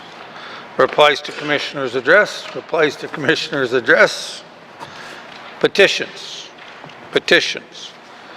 Tabling of documents, tabling of documents. Notice of motions. Member for Toonaday-Willity. Mr. Speaker, I give notice that on Thursday, March 6, 2025, I will move the following motion. Now, therefore, I move second by the honourable member from the Yellowknife South that this Legislative Assembly, by virtue of Section 5 of the Elections and Plebiscite Act, recommends to the Commissioner the appointment of Mr. Stephen Dunbar of Yellowknife as the Chief Electoral Officer for the Northwest Territories for a fixed term commencing on a date to be communicated by the Speaker. And Mr. Speaker, at the appropriate time, I will be speaking unanimous consent to deal with this motion today. Thank you. From Trinidad-Willity, notice of motion. Member from Range Lake. Mr. Speaker, I give notice that on Thursday, March 6, 2025, I will move the following motion. Now, therefore, I move, seconded by the member for Inuvik-Boot Lake, that this Legislative Assembly calls upon the Government of the Northwest Territories to develop and implement a compassionate medical evacuation policy for emergency ground, air ambulance, and highway rescue, allowing for patients in critical conditions to be accompanied by non-medical escorts. Thank you, Mr. Speaker. Member from Range Lake. Notice of motions. Member from Great Slave. Thank you, Mr. Speaker. Mr. Speaker, I give notice that on Thursday, March 6, 2025, I will move the following motion. Now, therefore, I move, seconded by the member for Decho, that the Minister of Health and Social Services appoints a person to investigate the incident of the treatment of Avery Burke, Wesley Marcellus, and Hillary Norwegian. And further, that the Minister of Health and Social Services table before the Assembly at the earliest opportunity any recommendations that the investigator includes in their investigation report, alongside a plan to advance such recommendations. And furthermore, that the Government of the Northwest Territories provide a response to this motion within 120 days. Thank you, Mr. Speaker. Thank you. Member from Great Slave. Notice of motions. Notice of motions. Motions. Member from Trinidad-Willity. Mr. Speaker, I seek unanimous consent to deal with the motion I gave notice of earlier today. Member from Trinidad-Willity is seeking unanimous consent to bring forward his motion today. Seeing no nays, you may bring forward your motion. Colleagues, whereas the election of the Plebiscite Act provides for the appointment of a chief electoral officer who has the responsibility to exercise general direction and supervision over the administrative conduct of an election and enforce on the part of all elections officers fairness, impartiality, and compliance with the Election and Plebiscite Act. Now, therefore, I move, second by the honourable member of the Yellowknife South, that this Legislative Assembly, by virtue of Section 5 of the Election and the Plebiscite Act, recommends to the Commissioner the reappointment of Mr. Stephen Dunbar of Yellowknife as the Chief Electoral Officer for the Northwest Territories for a fixed term commencing on the day communicated by the Speaker. Thank you, Mr. Speaker. Member from Trinidad-Willity. Motion is in order. To the motion. Question has been called. The member from Trinidad-Willity wish to close the debate. Thank you. All those in favor, please. Opposed? Abstentions? Motion is carried. Motions. Notice of motions, first reading of bills. Notice of motion, first reading of bills. First reading of bills. First reading of bills. Second reading of bills. Second reading of bills. Consideration Committee of the Whole of bills and other matters. Table document 275-20 brackets 1 with the member from the Decho in the chair.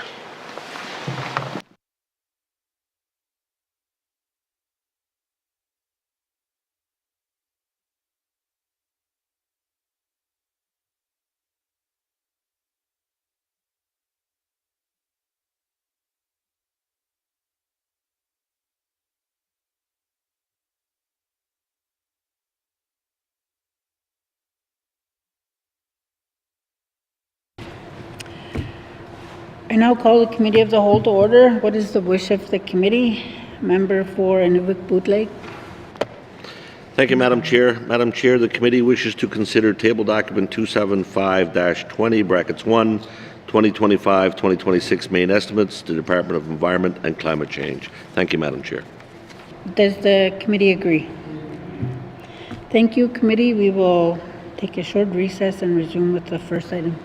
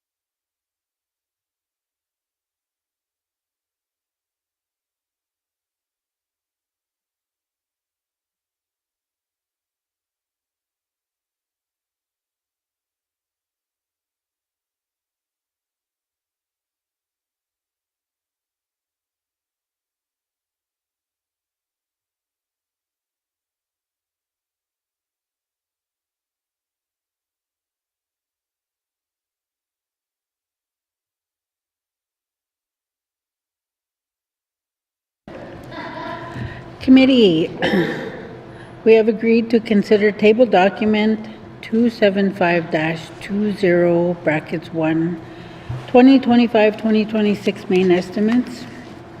We will now consider the Department of Environment and Climate Change,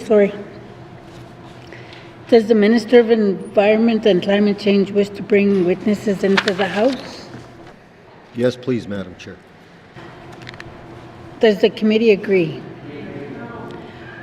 Thank you. Sergeant at Arms, please escort the witnesses into the chamber.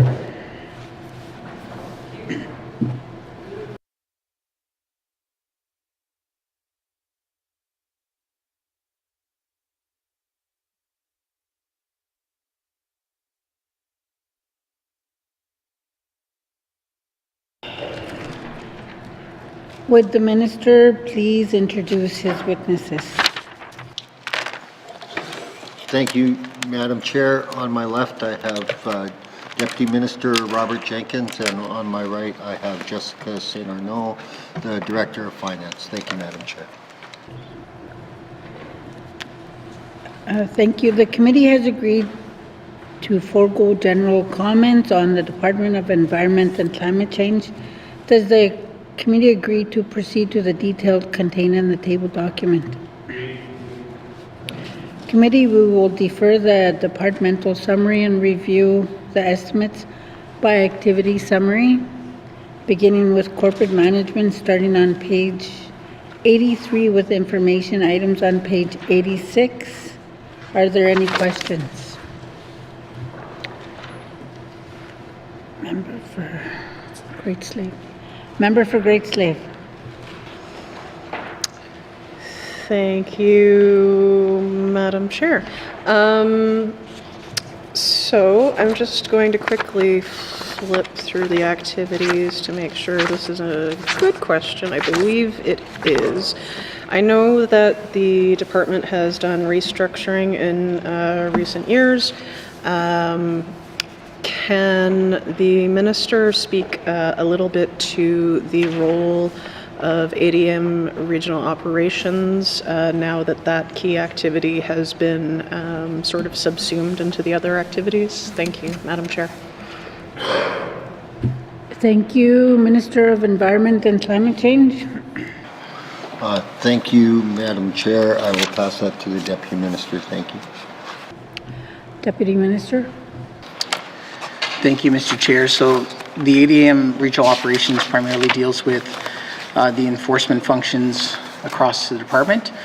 So we have regional offices in every region. We have enforcement functions under land, underwater, under wildlife, and so the various aspects for that fall to the ADM regional operations. Thank you, Mr. Chair. Thank you, Madam. Thank you. Member for Great Slave. Thank you, Madam Chair. Yes. Could I get a little bit more substantiation around why that as a function was removed? However, like why that was made as an organizational choice? Thank you. Deputy Minister Jenkins. Thank you, Madam Chair. I mean, I think we've got quite a bit. Previous there was the ADM role also held aspects of fire, forest management, wildlife in terms of the science and other aspects. Quite a large portfolio. By having a new ADM regional operations, you've got some separation there as well for sensitive matters such as enforcement, which really is an area that upon which itself in terms of being dealt with under those enforcement functions and the legal aspects of it. So some separation there is positive in that space. Thank you, Madam Chair. Thank you. Member for Great Slave. Thanks. Yeah, I'm going to have questions about the reorg throughout, but I will save them for the other applicable sections. Can the department provide additional details on the transfer of the surface rights boards? What were the main drivers of this change? Thank you. Madam Chair. Minister of Environment and Climate Change. Thank you, Madam Chair. I'll pass that to the Director of Finance. Director St. Arnaud. Thank you, Madam Chair. It's just an administrative process change, so the Directorate used to administer the contribution agreement, and now Finance will. Thank you, Madam Chair. Thank you. Member for Great Slave. Thank you, Madam Chair. What benefit is the reasoning behind that change? I assume managing by finance is more administratively streamlined, but I'd love for a further explanation. Thank you. Minister of Environment and Climate Change. Thank you, Madam Chair. Yes, that is correct. It's just administratively more streamlined. Thank you, Madam Chair. Thank you. Member for Great Slave. Thank you. And just one last question on this. The budget reallocation of approximately $34,000, what does that fund cover? Thank you. Minister of Environment and Climate Change. Thank you, Madam Chair. Madam Chair, that covers the UNW increase. Thank you, Madam Chair. Back. Now go to Minister, our member for Great Slave, sorry.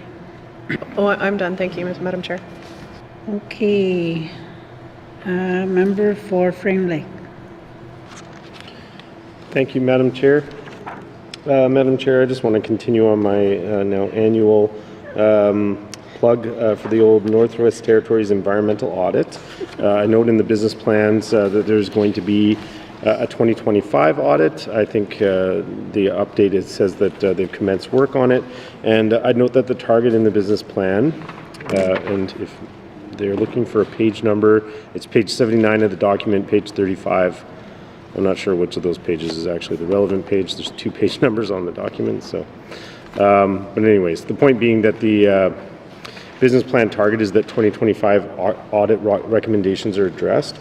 Just noting that the department did not manage to implement all of the recommendations from the previous audit as of the initiation of the 2025 audit. I'd just like to ask if the department is interested in establishing a target date for when those 2025 audit recommendations are going to be addressed. Again, I'm going to ask if the department is adequately resourced. It's going to be a bit harder to answer this question because I don't know if we have the audit yet, but if the department is adequately resourced to carry out the recommendations of the audit in a timely manner. Thank you, Madam Chair. Paul. Minister of Environment and Climate Change. Thank you, Madam Chair, and thank you to the member for the question. At this time, it would be difficult to give a firm commitment on all of the items. Some of them are ongoing in nature, but we are certainly happy to come back to the member individually and provide an update on each item within the recommendations. Thank you, Madam Chair. Member for Frame Lake. Okay, thank you, Madam Chair. I'm just going to gently push back a little bit. I mean, I do note that, I'm going to go, every single department is going to get the targets and measurable outcomes speech, and I don't want to spare ECC from this speech. Without measurable outcomes and without targets, it's hard for us to know when we're achieving something. So it's also hard to know how much of a priority it is for the department. So I want to state for myself, implementation of the audit recommendations are important, and I think they are critical to the mandate commitment that this government has made to streamline regulatory. So I think we've been struggling to articulate what exactly we even mean by streamlining, and I think that the audit gives us a great place to start. The recommendations that come from that audit are recommendations that come from talking to the various people involved in the system and an expert analysis of things that may need to change in the system, and that's where we can get that information. So if we don't make implementation of the audit a priority, I don't think that we can achieve the priority that we've set. So I would like to see the department come back in a reasonable amount of time. It's going to take some assessment of the audit and the recommendations in it, but come back to the House and let us know, when they intend to, or give us a timeline for each audit recommendation as to when the department thinks they can reasonably implement the recommendation. Thank you, Madam Chair. Minister of Environment and Climate Change. Thank you, Madam Chair, and thank you to the member for the points here. I will certainly come back and respond to each of the recommendations when the 2025 audit is released. If the member would like to ask for them again, then thank you, Madam Chair. Member for Frame Lake. Thank you, Madam Chair. I can certainly make that commitment, and we'll continue to keep the pressure on the department, as I think, I've made my point, but if we're talking about streamlining, we're talking about a high-functioning regulatory system that we can be proud of, the audit is the key, and so I'll keep the pressure on that matter. I think that's all I wanted to say about the business plans. I do want to keep a focus on that for now. Thank you, Madam Chair. Minister for Environment and Climate Change, do you want to respond to that? I'll take that as a comment. Thank you, Madam Chair. Thank you. See no further questions. Please turn to page 84. Environment and Climate Change Corporate Management Operations Expenditure Summary. 2025-2026 main estimates. $14,530,000. Does the committee agree? Thank you. Moving on to Environment Management, Monitoring and Climate Change, beginning on page 87 with information items on page 91. Are there any questions?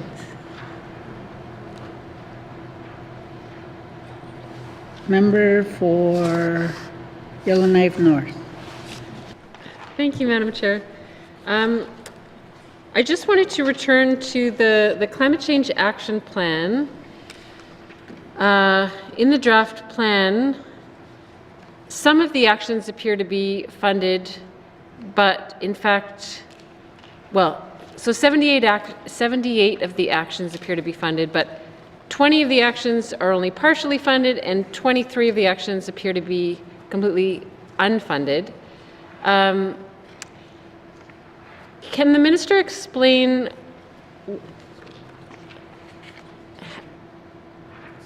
whether all of the funding to implement the Climate Change Action Plan, is that located in one of these line items, or is it sort of sprinkled across the budget? I'll start there with my question. Thank you, Madam Chair.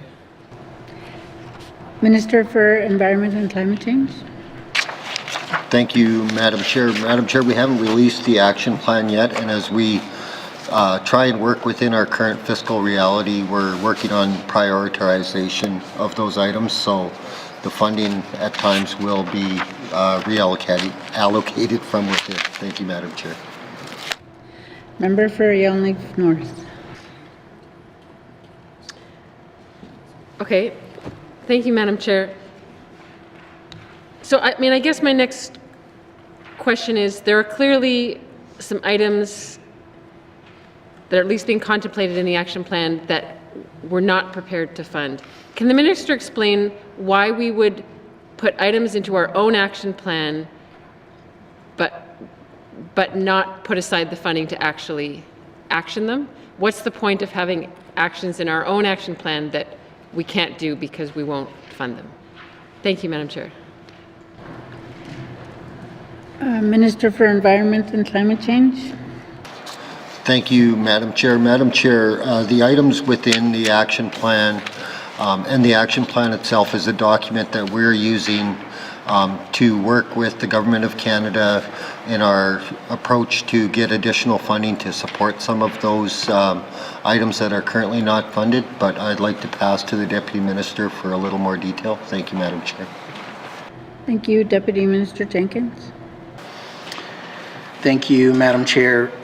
So the Climate Change Action Plan lays out a number of actions, and obviously we're working with a number of partners, Indigenous governments, other levels of governments and other organizations to advance the work that we need to do to address the challenges of climate change. One of the things that we've heard through discussions with Canada is that they often like clarity in a document that our government, with actions that we feel need to be taken in our jurisdiction.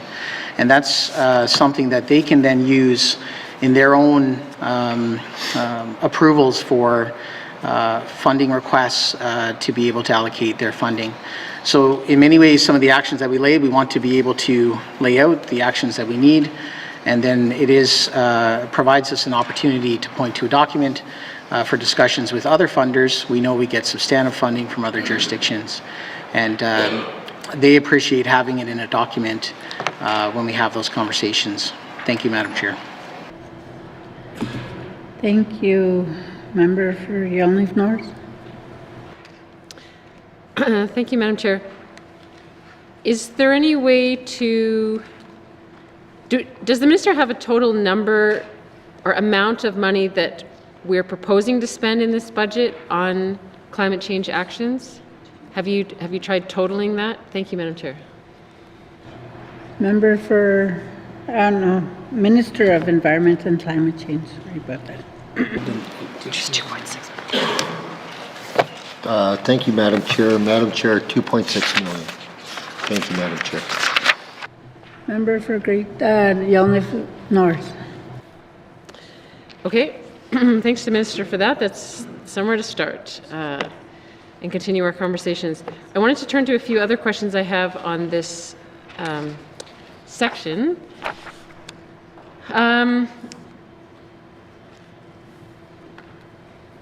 Can the Minister explain why under environmental protection and waste management, so the number allocated clearly dropped significantly between 2023-24 and then last year, down from 4.8 million down to about 3 million, and now we're back up to 4.1 million. Can the Minister explain why there is such big fluctuations from year to year in the amount allocated for that? Thank you, Madam Chair. Minister for Environment and Climate Change.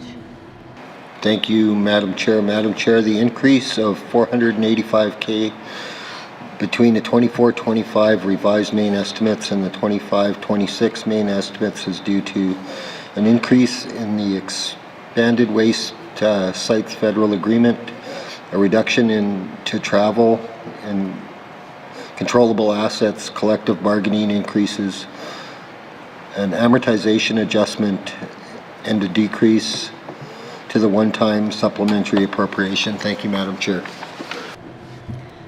Thank you. Member for Yellowknife North. Thank you, Madam Chair. Is it fair to conclude that the number has gone up and down so much but from year to year because of variations in federal funding for certain programs? Is that correct to conclude? Thank you, Madam Chair. Minister of Environment and Climate Change. Yes, Madam Chair, that is a good explanation, and there's a one-off due to the collective bargaining in 24-25. Thank you, Madam Chair. Thank you. Member for Yellowknife North. Thank you, Madam Chair.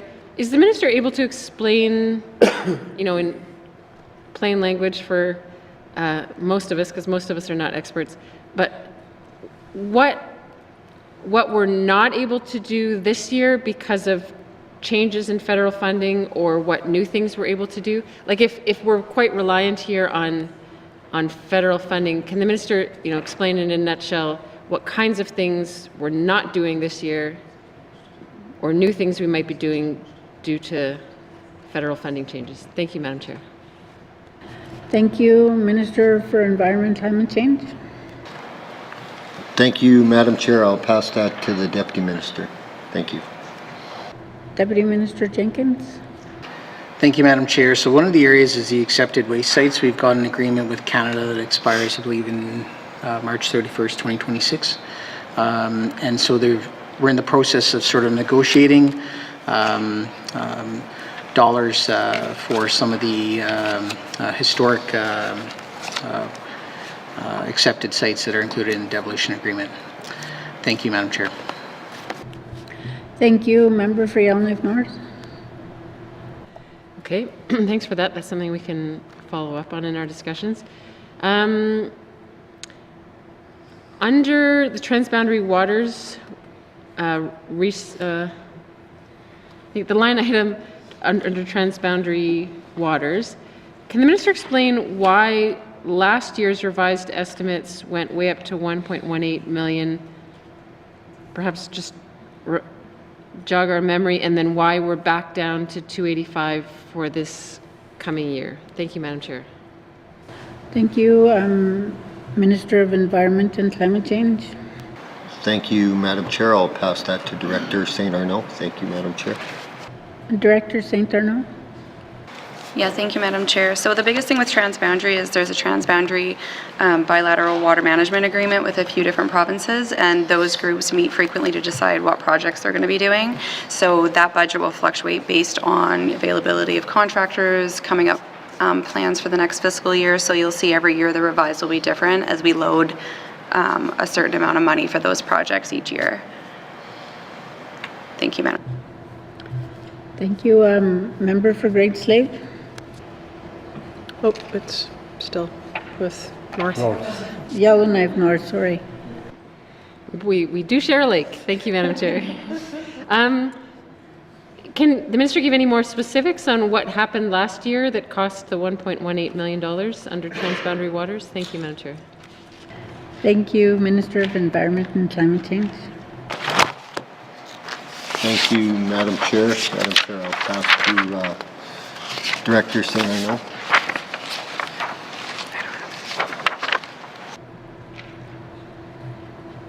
Director St. Arnaud. Yeah, thank you, Madam Chair. I don't have the specifics on me right now, so we'll have to get back to the member on that question. Thanks, Madam Chair. Thank you, Member for Yellowknife North. Thank you, Madam Chair. So my final question here, my colleague was talking about the environmental audit, and we see here that there's no money at least listed in the budget to cover the cost of doing the NWT environmental audit, and my impression was that this was a year when we were going to be doing a new audit. Can the minister explain whether we are intending to do the environmental audit independent review this coming year, and if so, where the money is going to be coming from? Thank you, Madam Chair. Minister of Environment and Climate Change. Thank you, Madam Chair. Madam Chair, that specific item is under the Cumulative Impact Monitoring Program, and it's part of the $3.65 million. I will pass to Deputy Minister Jenkins to provide a little bit more detail. Thank you, Madam Chair. Deputy Minister Jenkins. Thank you, Madam Chair. So just to give a little bit of status update on the 2025 audit. So we will be doing some engagement up until the end of March. Then the auditor will be preparing and drafting the final report. Engagement happened last year. The auditor is still preparing and drafting the report. We hope that we would have a final audit report and recommendations released to the public this October. Thank you, Madam Chair. Next, I have Member for Great Slave. Thank you, Madam Chair. Madam Chair, I am curious about the status of the negotiations for the accepted waste sites. Could we get an update on those sites? Thank you. Minister for Environment and Climate Change. Thank you, Madam Chair. I'll pass to Deputy Minister Jenkins. Thank you. Deputy Minister Jenkins.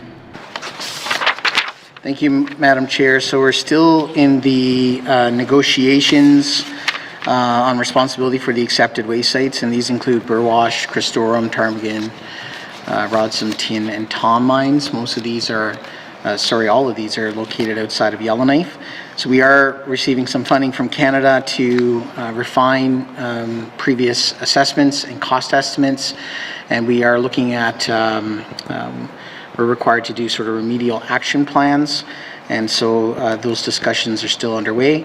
We do hope that next fiscal we're able to advance this towards the point of where we have some more clarity on the outcomes of those discussions and can sort of move forward on addressing some of the issues at these sites. Thank you, Madam Chair. Member for Great Slave. Thank you. And by next fiscal, do you mean 26-27? Thank you. Minister for Environment and Climate Change. Thank you, Madam Chair. We're looking to, I'm hopeful that we'll have negotiations for these sites completed in the 25-26 fiscal year. Each site and the activities that are done will have to come out with specific timeframes, and we'll be looking at different things like obviously risk at the sites and whatnot, but hopefully we'll have negotiations on the accepted waste sites completed in the 25-26 fiscal year. Thank you, Madam Chair. Member for Great Slave. Thank you, Madam Chair. And Madam Chair, I realize I might not be getting a straightforward answer to this next question, and that's all right, but I just thought I'd ask it anyway. Can the Minister please estimate what the total cost of remediation for these sites will be? Thank you. Minister of Environment and Climate Change. Yes. Thank you, Madam Chair. Madam Chair, at this time, it would be difficult to speculate on what that number could be as the work is ongoing. Thank you, Madam Chair. Member for Great Slave. Thank you, Madam Chair. I will take that as substantive in a different way. I am curious, though. I know the department has worked in the past specifically on the Ptarmigan mine site to reduce dust. There's dust suppressant so that the contaminants don't blow around on the highway. Is that work still continuing? Thank you, Madam Chair. Minister of Environment and Climate Change. Thank you, Madam Chair. Madam Chair, I'll pass to Deputy Minister, please. Thank you. Deputy Minister Jenkins. Thank you, Madam Chair. We did do a dust suppression program back in the summer of 2023 to reduce the windblown tailings from the Ptarmigan mine site. This year we are looking at advancing some fencing work and some boulder placement to try to, we've had some issues with people accessing the site, and so we're looking at addressing some safety concerns this year. And we'll also sort of be looking at the need for and the timing, if it is needed, for an additional dust suppression program. Thank you, Madam Chair. Thank you. Member for Great Slave.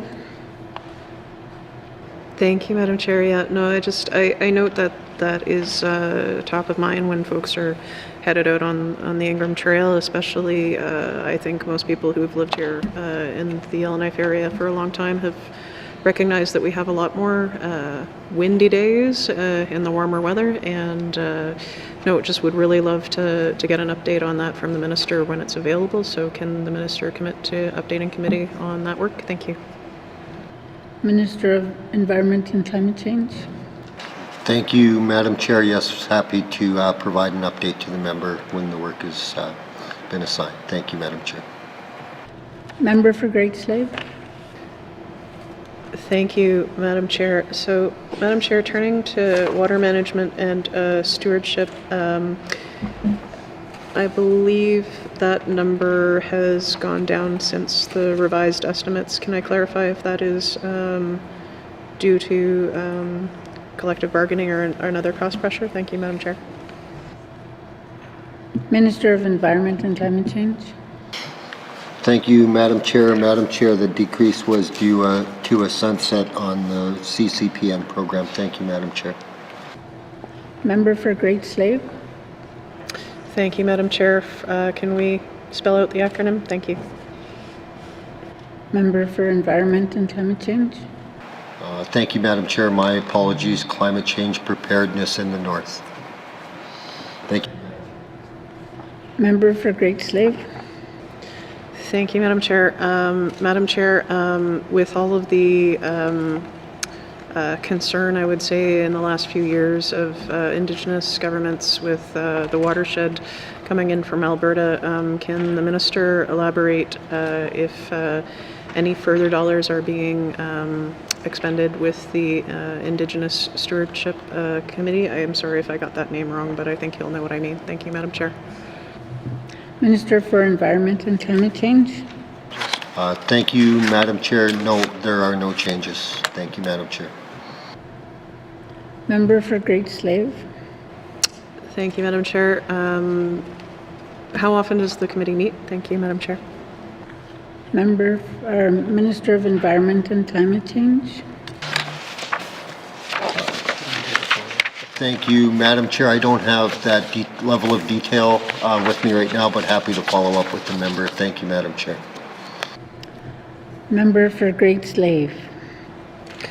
Thank you, Madam Chair. And just one final higher level question on that. Where are we at with the outstanding transboundary agreements that are not completed with external partners? Thank you, Madam Chair. Minister for Environment and Climate Change. Thank you, Madam Chair. Madam Chair, I'll pass to the Deputy Minister. Thank you, Madam Chair. Deputy Minister Jenkins. Thank you, Madam Chair. So a number of agreements were tied back to the Mackenzie River Basin Board. And the only one through that piece that we still need to establish is the agreement with Saskatchewan. And we've had some discussions with them on an intentions document and some draft appendices, and work is underway there. We are also interested and have had conversations with Nunavut about the negotiation of a transboundary agreement. I would say that they are preliminary discussions at best. Thank you, Madam Chair. Thank you. Member for Great Slave. Thank you, Madam Chair. Nothing further. Okay, next I have member for the Satu. Thank you, Madam Chair. Excuse me. Two minds think alike here. I was going to ask a question on the NWT environmental audit, but the Deputy Minister beat me to that. I was simply going to ask how is the audit being utilized to leverage additional federal funding in preparation and adaptation in our NWT territory, but I'm satisfied with the answer given earlier by the Deputy Minister. I'm glad to see they're taking a proactive approach to using all the tools in the toolbox to leverage federal funding. I will save my next question for the appropriate activity. Masi. Minister for Environment, Climate Change, do you want to comment or? No comment at this time. Thank you, Madam Chair. Thank you. My next I'll go to Mackenzie Delta. Member for Mackenzie Delta. Thank you, Madam Chair. My question was it's in terms of water management and stewardship. It's very important for the Indigenous residents of the Northwest Territories to manage water and look after the water. So can you give me some details on where most of these stewardships are taking place? Thank you, Madam Chair. Minister of Environment and Climate Change. Thank you, Madam Chair. Madam Chair, I'll pass to the Deputy Minister. Thank you, Madam Chair. Deputy Minister Jenkins. Thank you, Madam Chair. So definitely a number of activities in this space right across the territory. There's monitoring of transboundary water bodies. We do that on the Peel River, the Slave River, the Hay River, the Liard, a number of locations right across the territory. We've also got a community-based monitoring program working with communities to monitor a number of sites across the territory. And we've established, as I mentioned in the previous response, a number of transboundary water agreements, and there's monitoring requirements with it. We could follow up with the member with a, if his interest is in monitoring locations, we could definitely provide a list of monitoring sites that we undertake across the territory. Thank you, Madam Chair. Member for Mackenzie Delta. Chair, yep, that would be sufficient. I need, if there's any water management and stewardships programs taking place within in the Mackenzie Delta riding area would be good. Any other area where it'll have an impact on the communities would be good knowledge to have. My next question is around climate change community adaptation. Is what kind of projects are entailed in this program here? Thank you, Madam Chair. Thank you, Minister of Environment and Climate Change. Thank you, Madam Chair. Madam Chair, that's included in the risk and opportunities assessment. Thank you, Madam Chair. Member for Mackenzie Delta.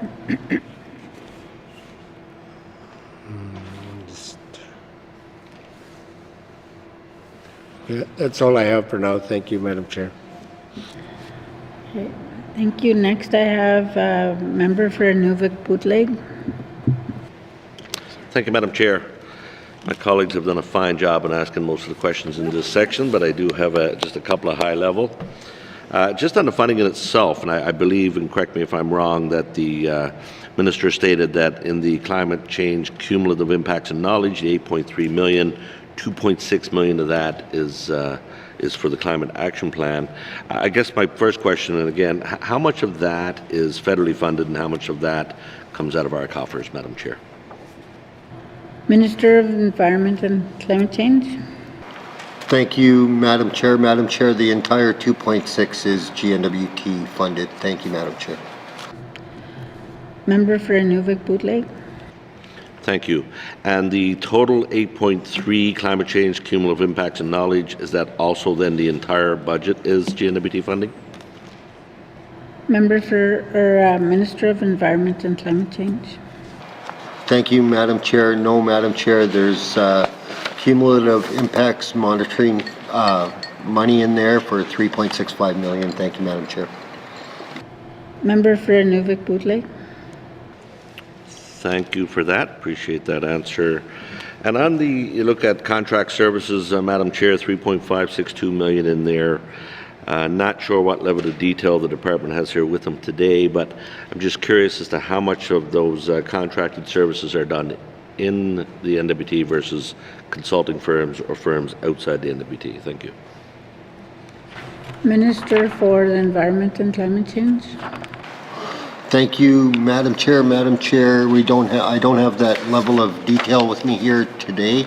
I'm happy to follow up and provide that with the member, but all of the spending does follow the business incentive plan policy. Thank you, Madam Chair. Member for Nuvik-Bootleg. Thank you. Yeah, and I appreciate that, and I know the department does follow the business incentive policy. However, the business has to be here and be able to do this kind of work in order for them to qualify for that. And if we don't have that expertise in our territory, obviously, are we going outside to get it? And if we are, how much of that money we're spending outside? So I appreciate the Minister's response and look forward to getting that update at a later date. Other than that, Madam Chair, I have no further questions in this section. Thank you. Thank you. Minister for Environment and Climate Change, would you like to comment?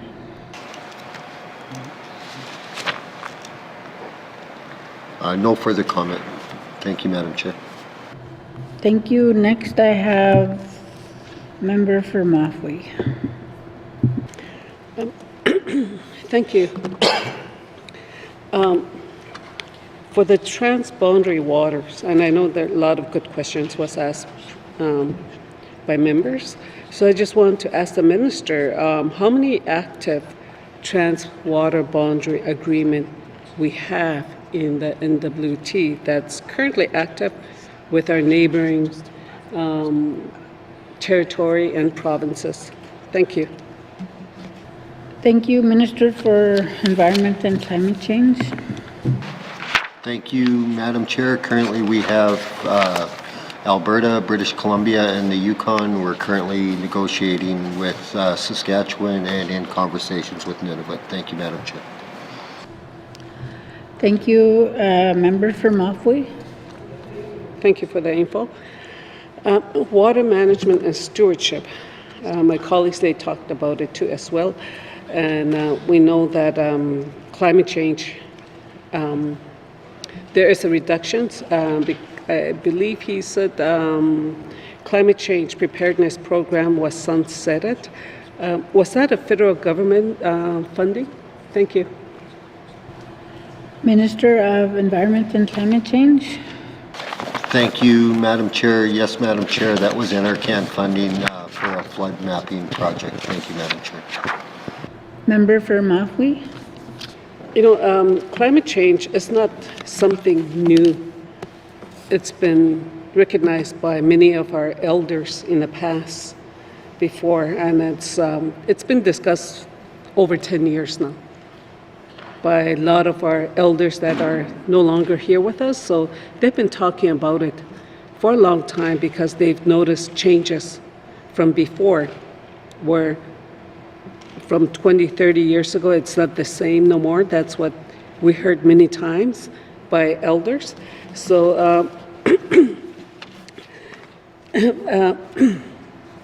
with that in mind, I just want to ask the minister if I know that climate change preparedness program helped many of the communities. So is there any way that that program will be replaced for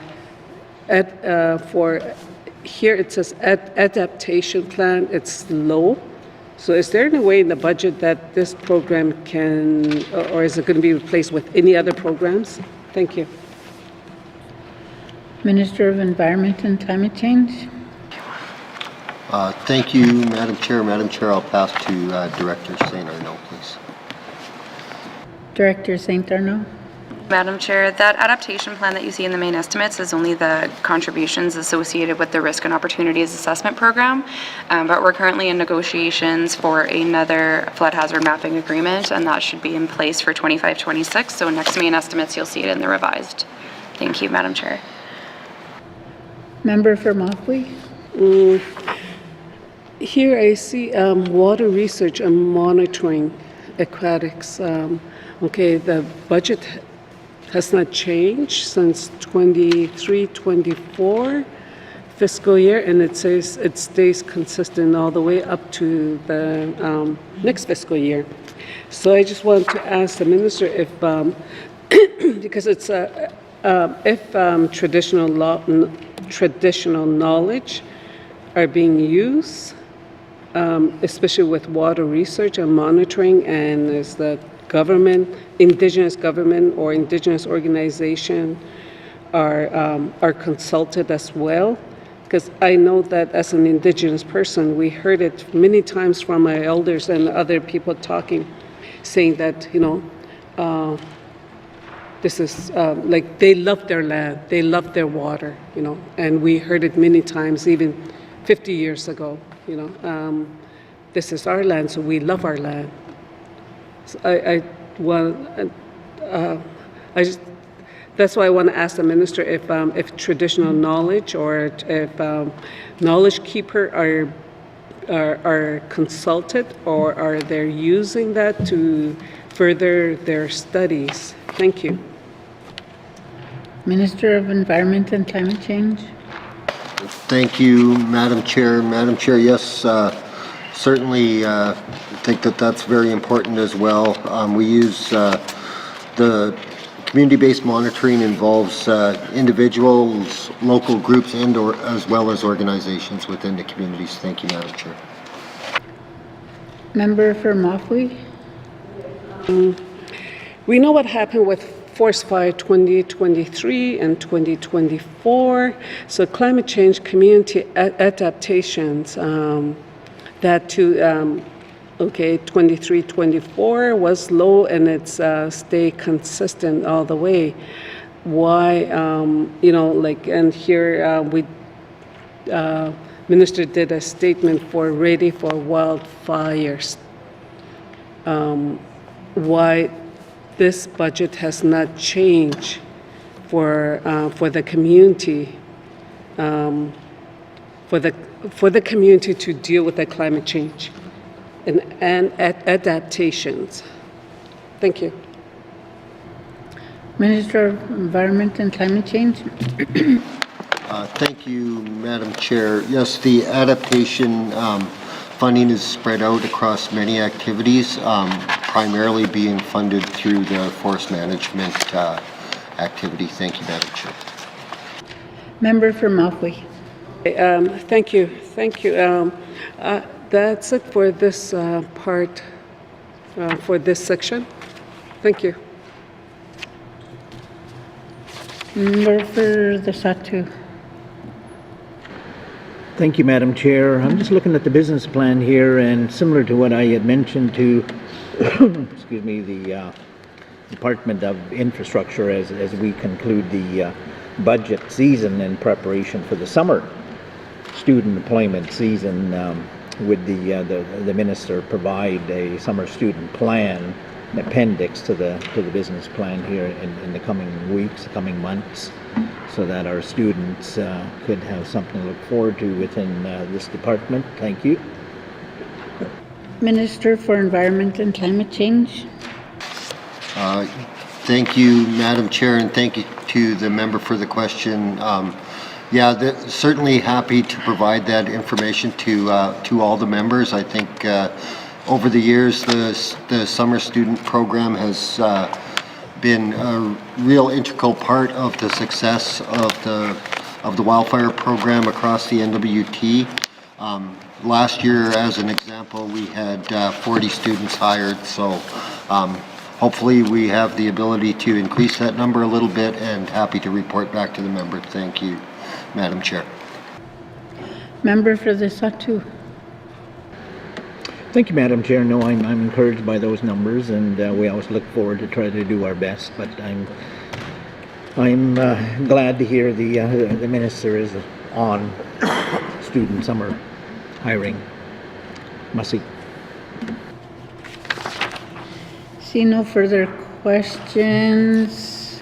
Please turn to page 88. Environment and Climate Change, Environmental Management Monitoring and Climate Change.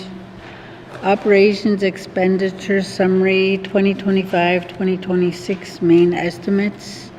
$23,368,000. Does the committee agree? Thank you. Moving on to Policy and Strategic Planning, beginning on page 92 with information items on page. Are there any questions? Member for Inuvik-Bootleg.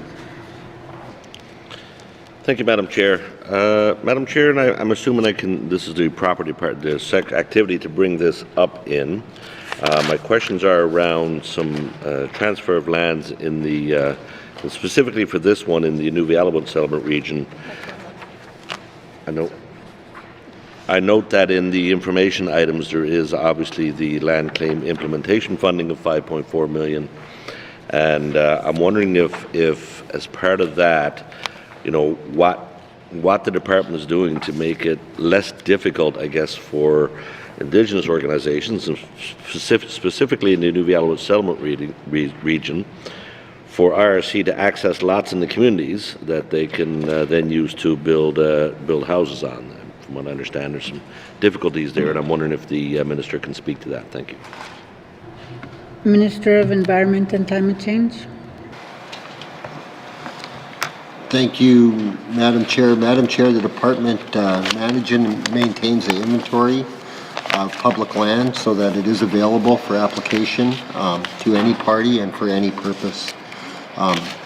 The department is not able to identify which of these parcels or areas are suitable for housing, so within the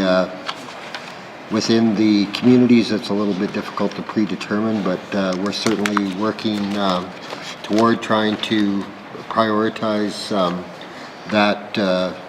those issues, and I'll pass to the Deputy Minister to provide a little bit more detail. Thank you, Madam Chair. Deputy Minister Jenkins.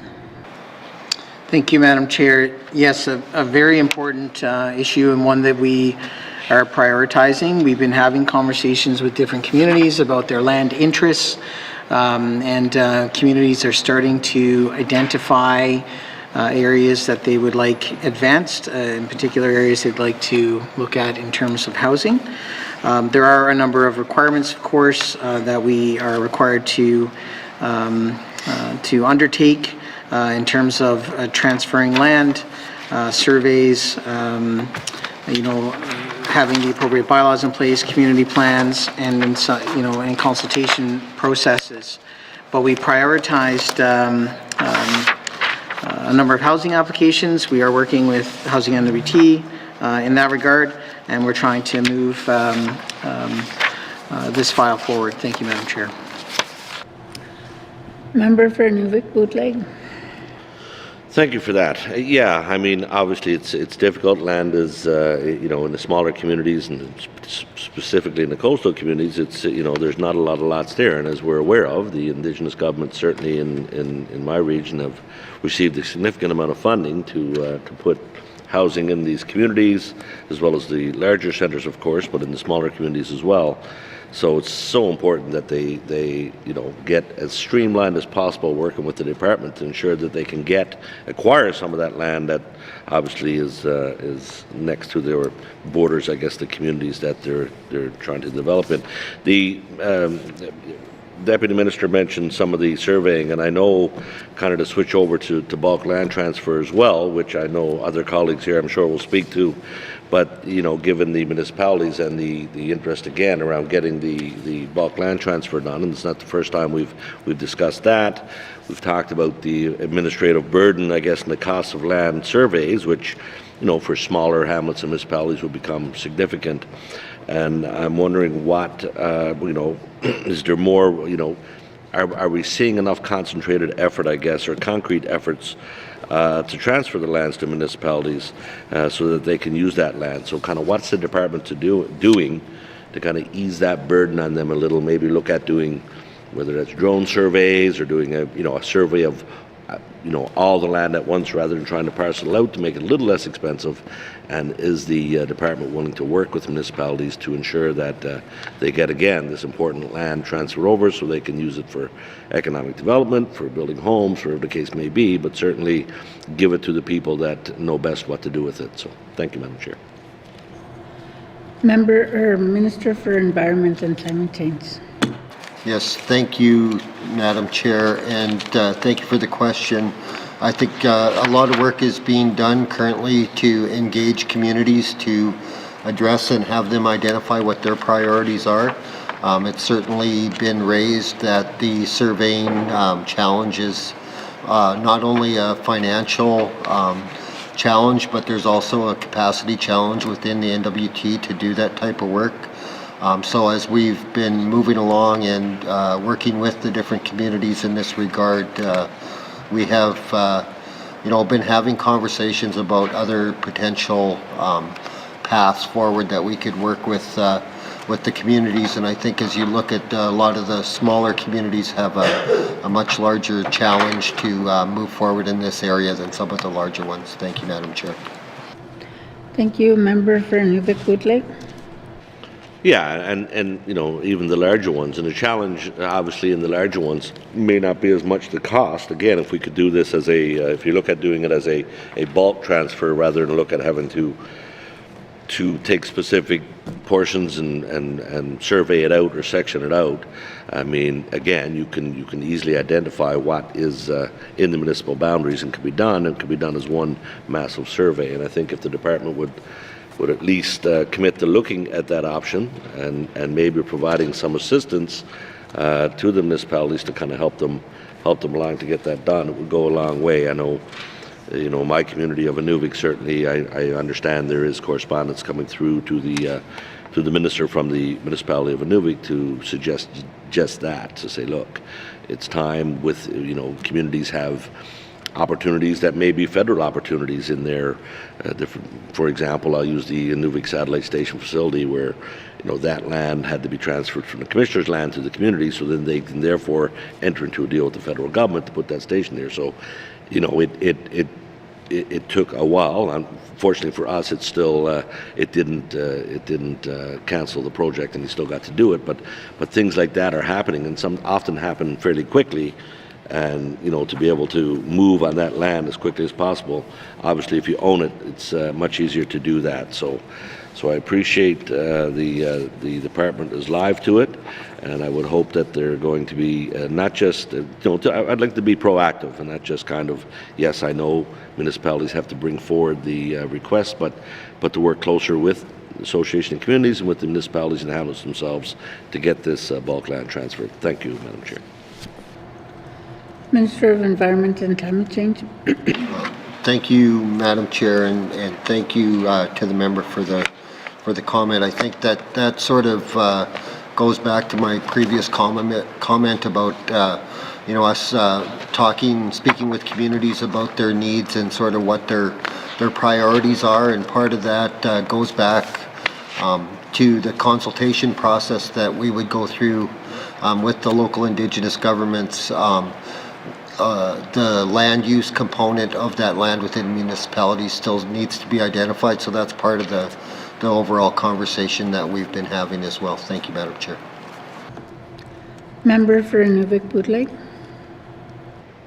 Yeah, and I appreciate that, and I appreciate it's different in every region. I appreciate some areas have settled land claims, some don't. Allocations have been made in some areas, in some areas they haven't. So I know there are other complications, but certainly happy to hear that they're working towards it. And again, for the larger municipalities, to me, it seems it should be a much easier process to at least get that portion done and focus then on the smaller ones as well. But no question there, Madam Chair. No further comments in this section. Thank you very much. Thank you. Next, I will go to the member for Great Slave. Thank you, Madam Chair. I would like to put a little bit of a spotlight on the line item for conservation planning and sustainable livelihoods, but specifically sustainable livelihoods. In the department's business plan, there is quite a lot of focus and a lot of measures around how we are managing the success of our community harvesting, cakehead trapping, all of these really fantastic programs that are aimed, and according to the department's business plan, to address the effects of trauma, but also to help bolster people's connection to the land and getting out on the land. Can the minister please explain then, if there are so many ways to measure the effectiveness of these programs, why the dollar amount for this line item has gone down? Thank you, Madam Chair. Minister for Environment and Climate Change. Thank you, Madam Chair. Madam Chair, I'll pass to Director St. Arnaud. Thank you. Director St. Arnaud. Thank you, Madam Chair. The decrease is solely because of the conservation planning and the federal agreements that we have for some of those areas that have sunset in 25-26. They are currently being renegotiated, so again, you'll see that in the next main estimates. Thank you, Madam Chair. Member for Great Slave. Thank you, Madam Chair, and that's good to hear. We're not taking money or dollars away from those really crucial programs and the good work that they do. I know they're very popular in all of our regions, and it's good to see them continue and to be so carefully evaluated for their success. It's a really good success story for the department. My next question on this section is specifically around legislative initiatives. There is a decrease in budget as well for the policy, legislation, evaluation, and communications line item. So considering the fact that ECC is the GNWT's largest user of the IGC Legislative Development Protocol, how can the minister explain this? Thank you. Minister for Environment and Climate Change. Thank you, Madam Chair. I'll pass to Director St. Arnaud, please. Director St. Arnaud. Thank you, Madam Chair. That decrease is due to a decrease that we did for travel in the policy unit, which won't impact the legislative initiatives. Thank you, Madam Chair. Member for Great Slave. Thank you, Madam Chair. I would just say generally that, the folks in this division do a lot of great work, as I'm sure the department knows, I know.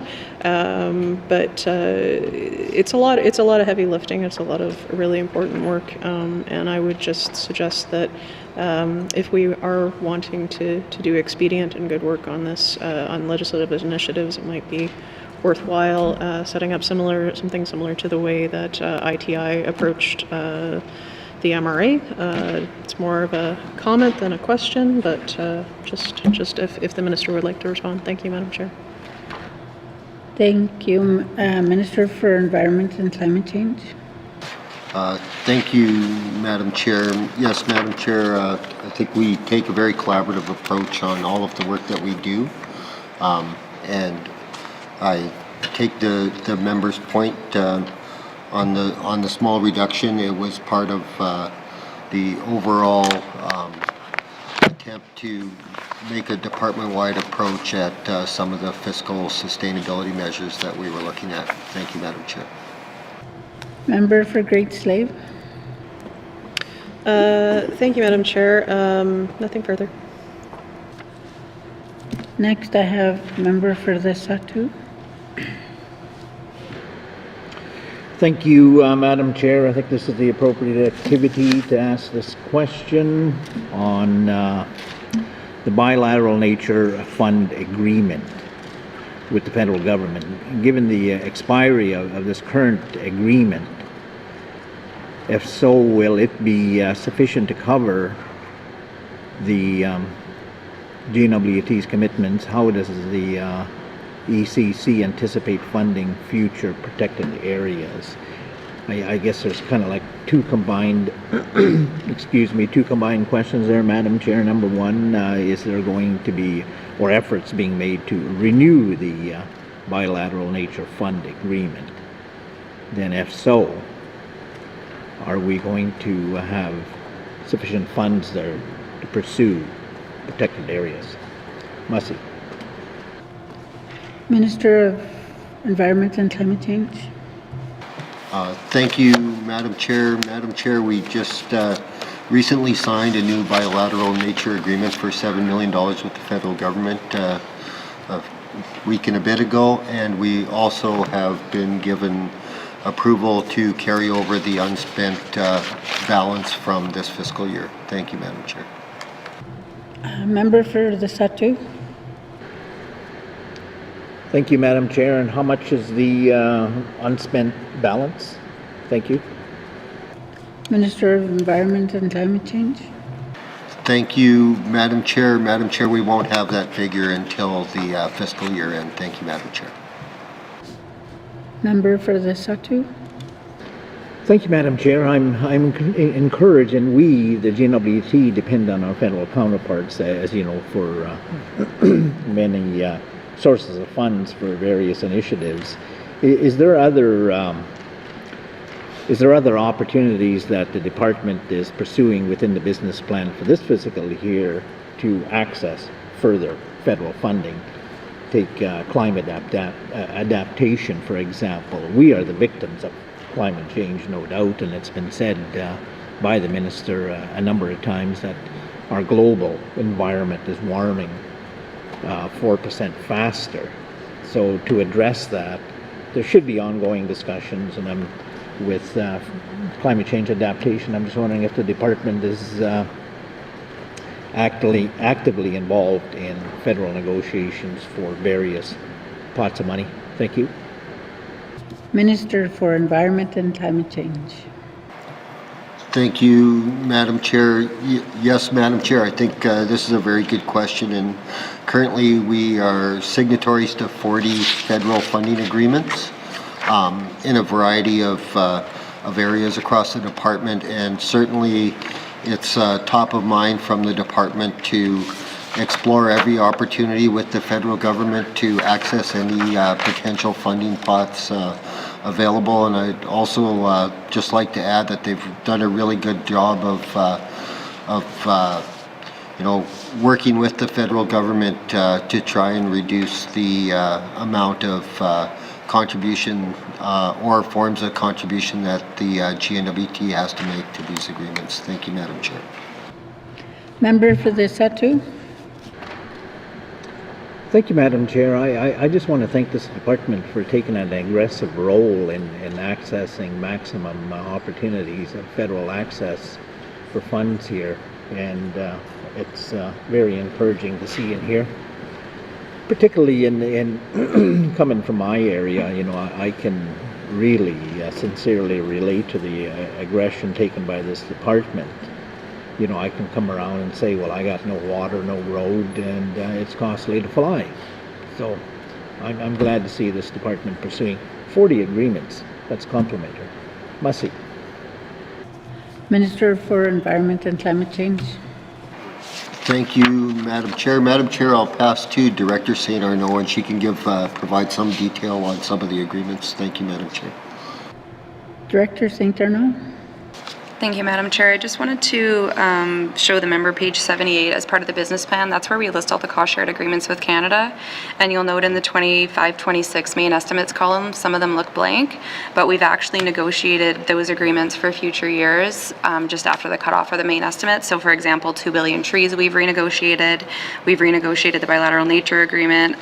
And we've negotiated funding for bison, the Surface Rights Board. So there's a bunch that we've negotiated after the main estimates were prepared as well. So you'll see that in the revised next year. Thank you, Madam Chair.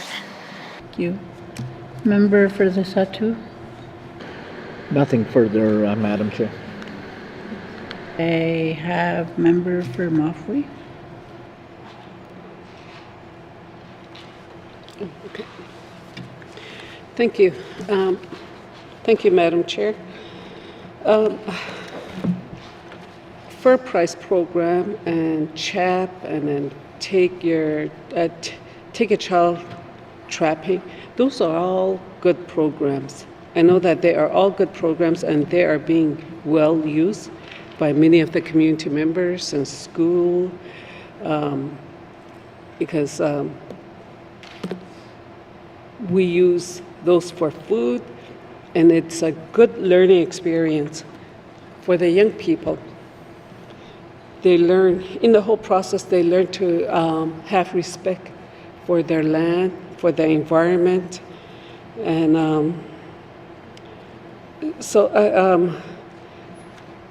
it's good in many ways, you know, like because there is a lot of respect. We're trying to get our young people, we know that because of the Greenpeace, our people used to rely on trapping. You know, fall, spring, and it sustains us.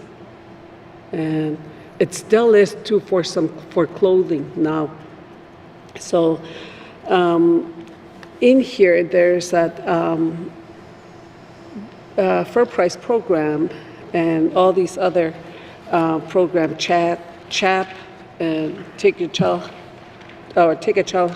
Trapping. How is the funding allocated? Minister of Environment and Climate Change. Thank you, Madam Chair. Madam Chair, I'll pass that to Director St. Arnaud. Director St. Arnaud. Thank you, Madam Chair. So there's two pieces here relating to that program. You'll see under grants on page 94, the Fur Price Program, and that money is for trappers who come in and give their fur. We give them in advance, and in some cases we'll give them bonuses or other payments throughout the year. Then there's the Sustainable Livelihoods line under contributions, and that's where you're talking about things like CHAP, Traditional Economy, On the Land Collaborative, and Take a Family on the Land and Take a Kid Trapping. The budget is split out at $1.68 million for Community Harvesters Assistance Program, $650K for Traditional Economy, which is harvester mentorship, traditional knowledge, country foods. That all falls under there. The On the Land Collaborative has $150,000. Take a Family on the Land's budget is $150,000, and Take a Kid Trapping's budget is $225,000. Thank you. Member for Mafui. Thank you. Thank you for the information. It's good.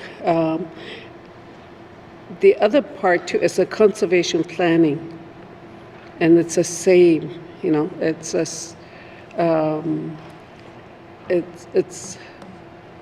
that is also important too because we're trying to teach our young people about the conservation as well.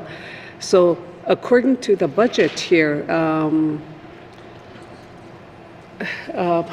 for the new fiscal year, there's a big change within the budget from previous. It went down significantly from 645 to 215. Why? Why is there a big change within that budget? Minister of Environment and Climate Change. Thank you, Madam Chair. Madam Chair, if you would indulge me for a moment, I just wanted to go back to the previous question just for a moment. I just wanted to point out that there's been somewhat of a decline in the FUR program over the last little while. So to try and offset that, we've been offering more workshops and courses to try and prop up the industry and give some more incentives to get more folks involved. So for this specific question, the decrease in funding is due to the sunsetting of the nature agreement. But now that we've signed a new bilateral nature agreement, that will return back into the budget in a future iteration. Thank you, Madam Chair. Member for Mafui. Thank you. And then for the disaster compensations, it says here that, grants available to hunters and trappers to replace equipment lost as a result of natural disaster. That I know this is for natural disaster, but there's also the one for the forest fire as well. So they're two separate, So I just want to ask the minister if I know that I got quite a few phone calls because of the wildfire. It's within the next section, but that is also a natural disaster as well, I know that I got a lot of phone calls because of the infrastructure that was destroyed along Highway 3. It's not just that one, but it's also in other regions as well, and in Pacheco as well too. We lost 4 infrastructure. We lost 4 houses in my community. So I want to ask the minister, with all the application received for compensations, it would be nice to get a report. The status of the application, if all the people that submitted the application, if they were compensated to date. Thank you. Minister of Environment and Climate Change. Thank you, Madam Chair. Madam Chair, I think that we'll certainly be able to provide that information in a high level, kind of generic to protect the privacy of the applicants, but I don't see why we couldn't provide that information for the members. Thank you, Madam Chair. Member for Mafui. Okay. My time is up for. Okay. No further questions. Please turn to page 93, Environment and Climate Change Policy and Strategic Planning, Operations Expenditure Summary. 2025-2026 main estimates, $13,294,000. Does the committee agree? Committee, we're going to take a short break for the interpreters. Thank you.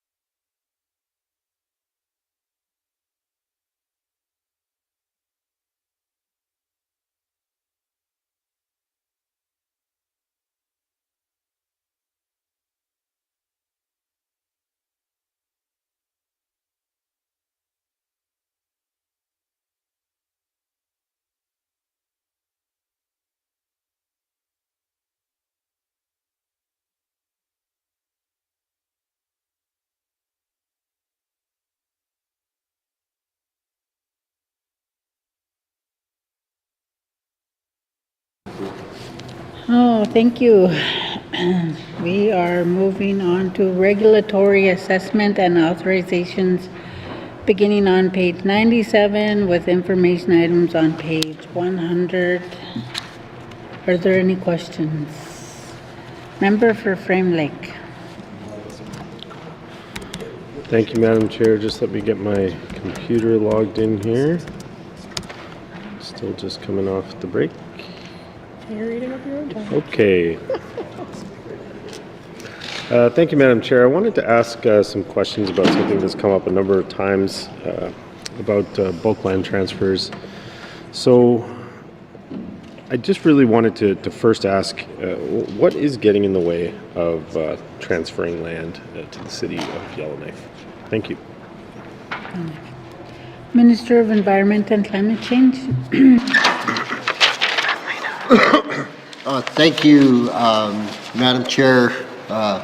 Madam Chair, this has been an ongoing issue for the bulk land transfer with the city of Yellowknife. We've had many conversations with the city, and we're currently in the process of looking at a smaller scale approach to the bulk land transfer than was initially envisioned. But I will pass to Deputy Minister to provide a little bit more detail. Thank you, Madam Chair. Deputy Minister Jenkins. Thank you, Madam Chair. We've had some really positive discussions with the city in the last few months, and we're working towards really the city's going to be looking towards identifying its priorities for land transfers and sort of bringing a bit of focus into for us to be able to work with them towards moving. And we're looking at establishing, we've been talking with the city manager about having a memorandum of collaboration between the department and between the city on this issue. So one that's very important, and the city is looking at sort of identifying its priorities, and that can give us some focus, and hopefully we can work together to transfer some land to the city. Thank you, Madam Chair. Member for Frame Lake. Thank you, Madam Chair. And I am excited to hear that from the Deputy Minister. I'm glad to hear that you've been meeting. Glad to hear that you're making some progress and identifying specifics to move forward on. It's certainly a priority for myself and I think for the Assembly generally to ensure that land transfers are happening. And it's a priority for the department as indicated in the business plan. Can the Minister perhaps elaborate a bit? Do we have any legislation? And I know that the Land Titles Act is involved here. So is there anything the Minister can tell us about aspects of that act that might, if changed, would be able to speed up this kind of process? Just noting that it's been taking quite a while from identification of the issue to being able to find a resolution. We're still not there. If the Minister or staff could discuss it further, I'd appreciate some more information. Thanks. Minister of Environment and Climate Change.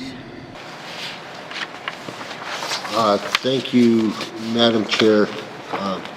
Yes, it's certainly has been a challenging file from the perspective of within the legislation there are certain requirements which impact more of the small communities than the larger communities. If you're talking about the need for like development plans, appropriate bylaws within communities that will meet the requirement under the Act to do the transfers, and specifically to the changes to the Act. I would rather have the Deputy Minister speak to that directly. Thank you, Madam Chair. Deputy Minister Jenkins.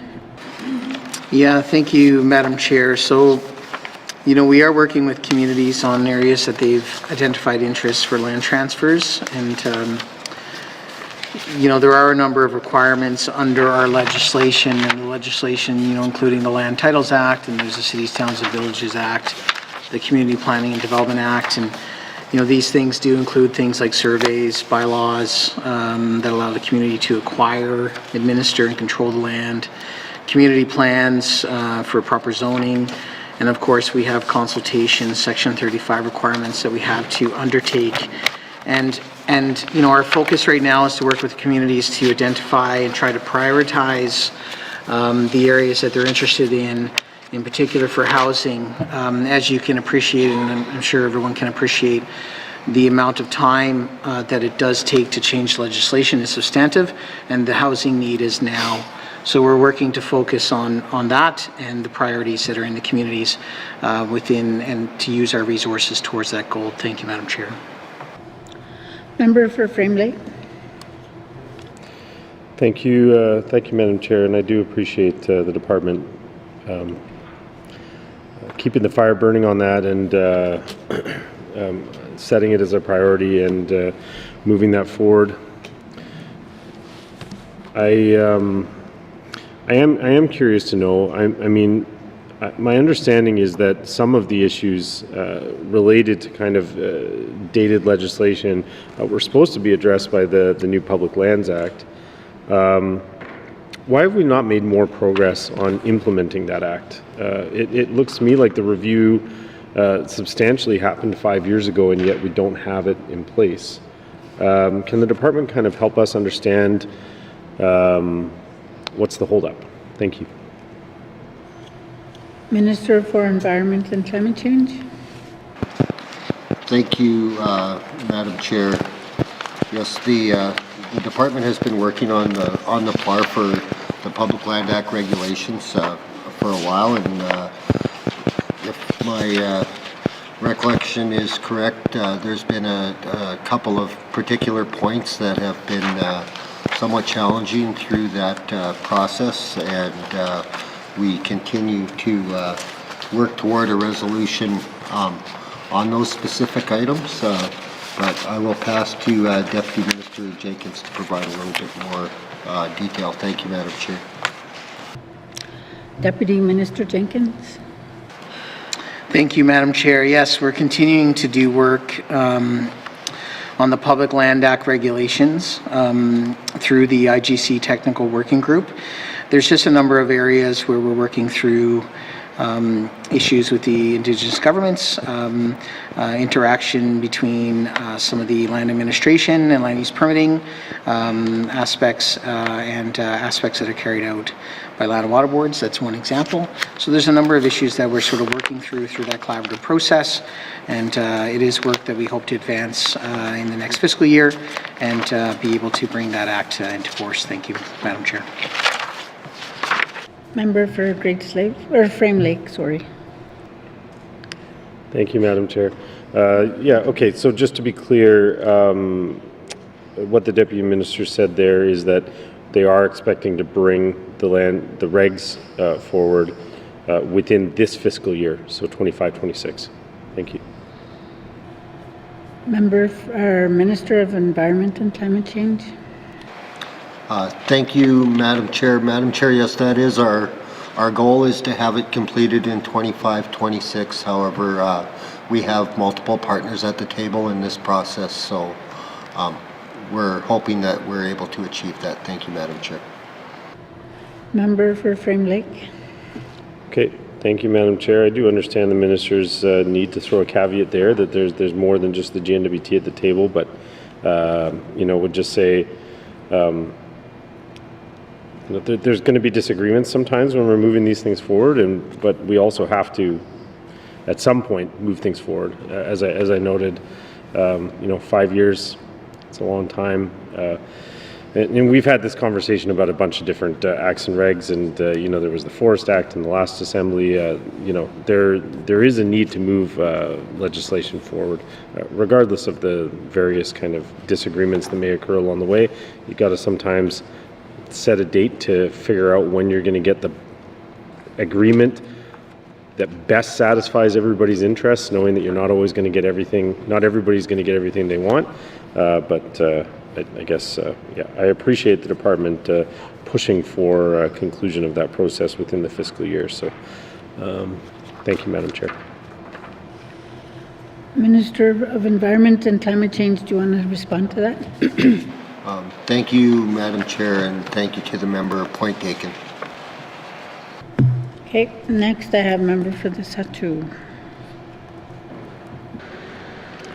Thank you, Madam Chair. My question within this activity is compensation and benefits from the fiscal year 23-24 increase to 11,374. My question to that, compensation and benefits is projected to slightly increase on the RAA overall budget.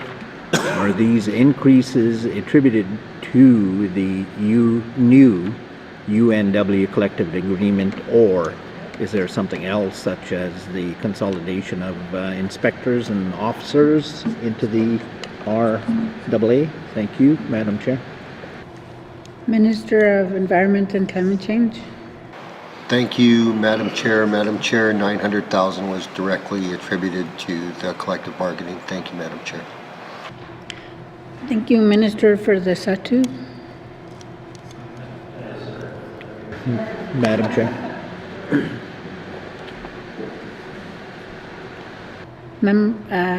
Okay, thank you. No further questions. Please turn to page 98. Environment and Climate Change Regulatory Assessment and Authorizations, Operations Expenditure Summary, 2025-2026 main estimates, $15,131,000. Does the, you want to go back? Sorry, member for Yellowknife North. My apologies, Madam Chair. I didn't wave or get your attention enough here, but I do have some questions on this section. My first question is around the Land Management Administration Division. First, can the minister just tell us how many staff work in this division in total? Minister of Environment and Climate Change. Thank you, Madam Chair. 33 in total. Member for Yellowknife North. Thank you, Madam Chair. Can you also clarify, so they're in charge of the administration of public land. Is that land only outside of municipal boundaries? And does it include like settlement lands that have been settled within Indigenous land claims? Thank you, Madam Chair. Minister of Environment and Climate Change.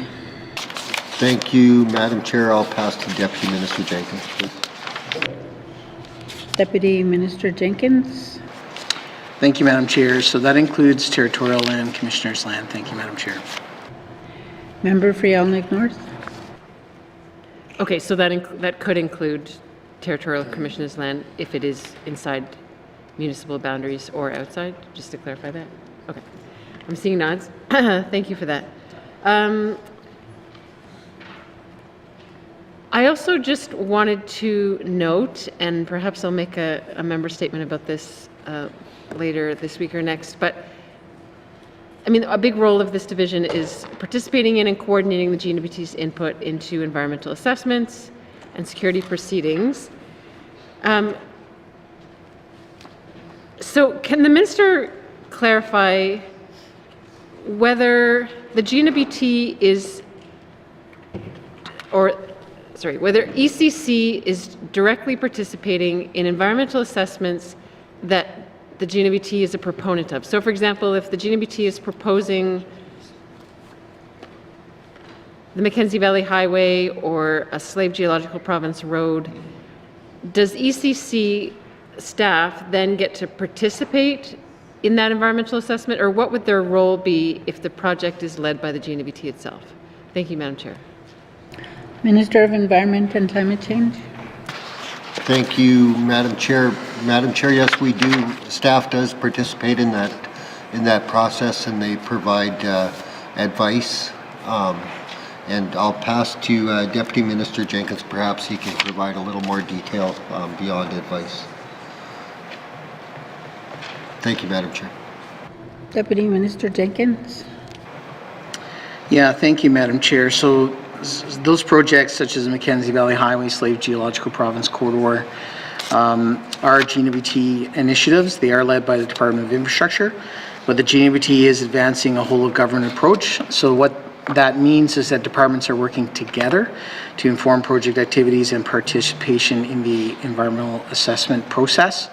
And subject matter experts, not only in ECC, but in ECE, in health, and in other departments, are providing feedback to infrastructure as the project lead to assist in the environmental assessment process and ultimately to help improve the project. And our subject matter experts and those of other departments are available during the proceedings to answer questions and provide additional support as necessary. Thanks, Madam Chair. Member for Yellowknife North. Thank you, Madam Chair. So thank you for that answer, for the detailed answer. So just to clarify, though, that during proceedings, during the public portion of an environmental assessment, when evidence is being presented, like those subject matter experts and maybe they're water scientists, hydrologists, or maybe they're biologists, do they get to publicly present the information they have that they think it's important to know about the potential impacts, say, of a road? Or are those presentations, you said that they get to inform infrastructure officials. Is that just happening like behind the scenes but not in public? Can you clarify whether there's an opportunity for those subject matter experts on their own to present what they feel are the important impacts or considerations related to those projects? Thank you, Madam Chair. Minister for Environment and Climate Change. Thank you, Madam Chair. I'll pass to Deputy Minister Jenkins. Thank you. Deputy Minister Jenkins. Thank you, Madam Chair. So it's perhaps important to sort of just take a step back outside of before the work that's done before the public hearing. And so, as I mentioned, experts will provide input into the project design and feedback. And if there are differences of opinion regarding the analysis or the methodology or the conclusions, we do have a dispute resolution process that we can implement internally. As people know, I worked formerly in Department of Infrastructure. That was not implemented to my knowledge. So departments have been agreeing on aspects of what's going forward into the submissions to the board. Moving forward into the public hearing process, the experts will be available to answer questions. And as you know, it is a quasi-judicial process. So if they are asked a question, do you disagree with this or do you have a different opinion on this? They will and are fully in there, will participate fully in that process and provide those answers. And if it is different than the project design, of course, if decisions are made in that instance, then there will be representatives of the project who will have to speak to that in the public process. Thank you, Madam Chair. Member for Yellowknife North. Thank you, Madam Chair. This internal dispute resolution process that you're talking about, I assume it refers to, like, if experts or individuals from different departments have really different views on what should be done about a project. Do you have more details on what that internal dispute resolution process looks like? Is it written down somewhere? Is it sort of an informal protocol or understanding? Thank you, Madam Chair. Minister of Environment and Climate Change. Thank you, Madam Chair. I'll pass to Deputy Minister Jenkins. Deputy Minister Jenkins. Thanks, Madam Chair. In essence, it's elevated up through the departmental systems. And a conversation had in terms of that, and agreement made. As I mentioned, I'm not aware of any instances where the dispute resolution process was implemented for these projects. The other piece that I would add is that there has been, through the Mackenzie Valley Highway process, one of the things that the board is very interested in this. So as we went through the IR process for round one, there was identification of the departments that were involved in the preparation of the responses to all the questions for the IR process. Hope that's helpful. Thank you, Madam Chair. Member for Yellowknife North. Thank you, Madam Chair. I'll leave that there for now, but I do hope to follow up with a member statement and questions later on this session. Thanks for your patience and for letting us come back to this one. Thank you. I have next member for Range Lake. Thank you, Madam Chair. And I know that the ministers our witnesses have already been asked about municipal land transfers, and specifically my community of Yellowknife, but I'd like to ask what the outstanding issues are with respect to that land transfer in the city. And it also ask that the clock be reset. Thank you, Madam Chair. Sorry about that. Okay, Minister of Environment and Climate Change.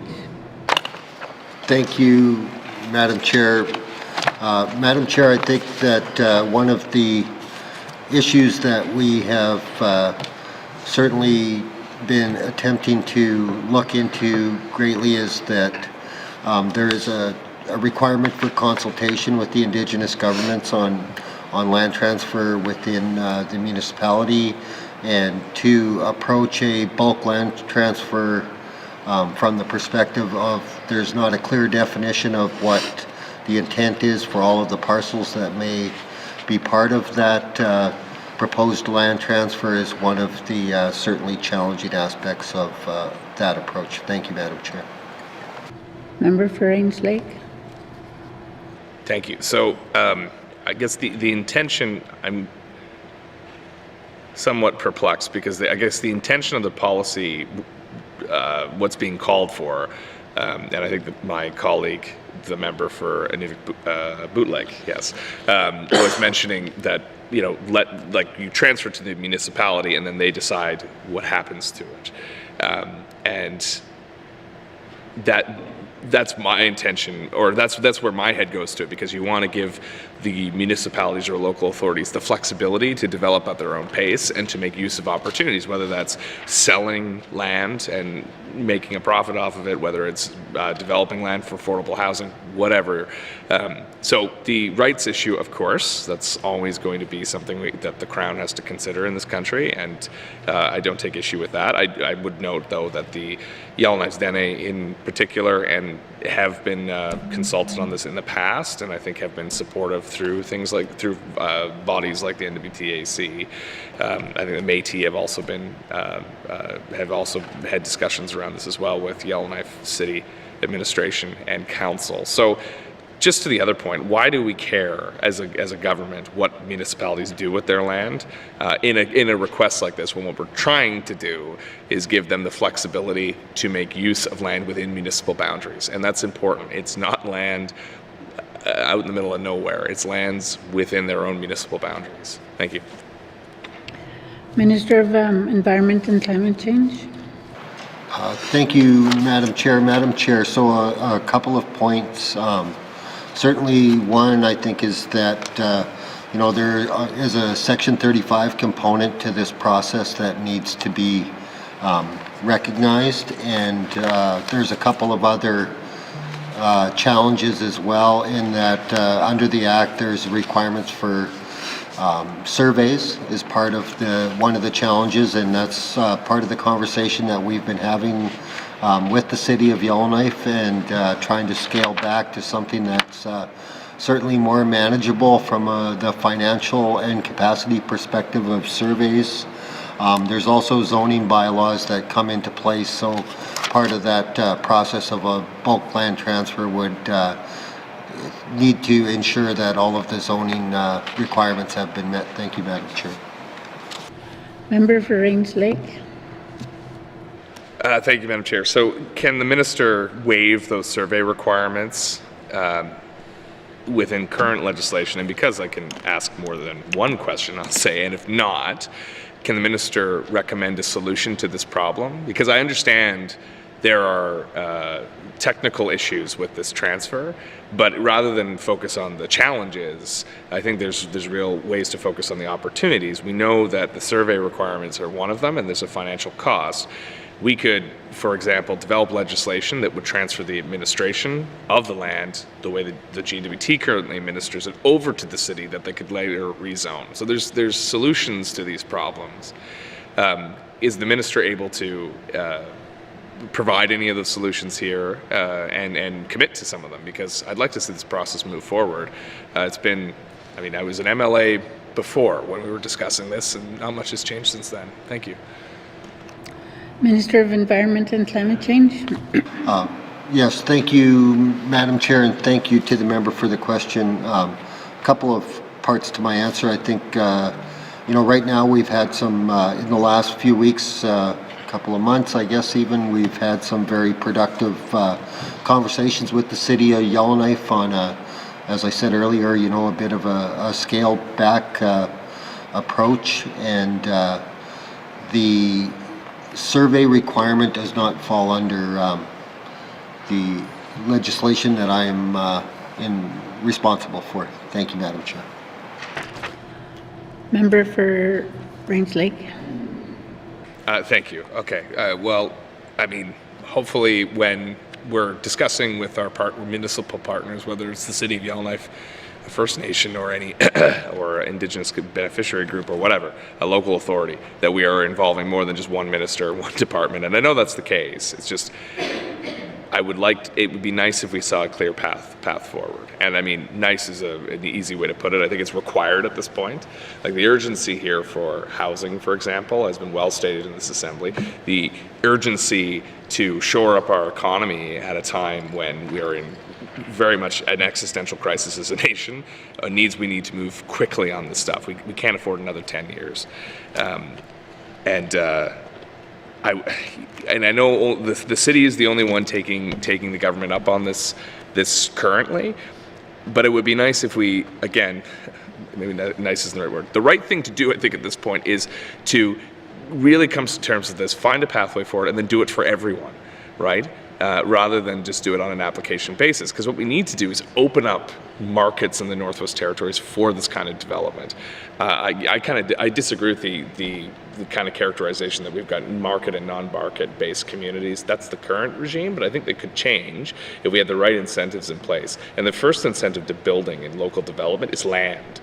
Land access is crucial for the economy, Madam Chair. And we just don't have enough of it in the Northwest Territories.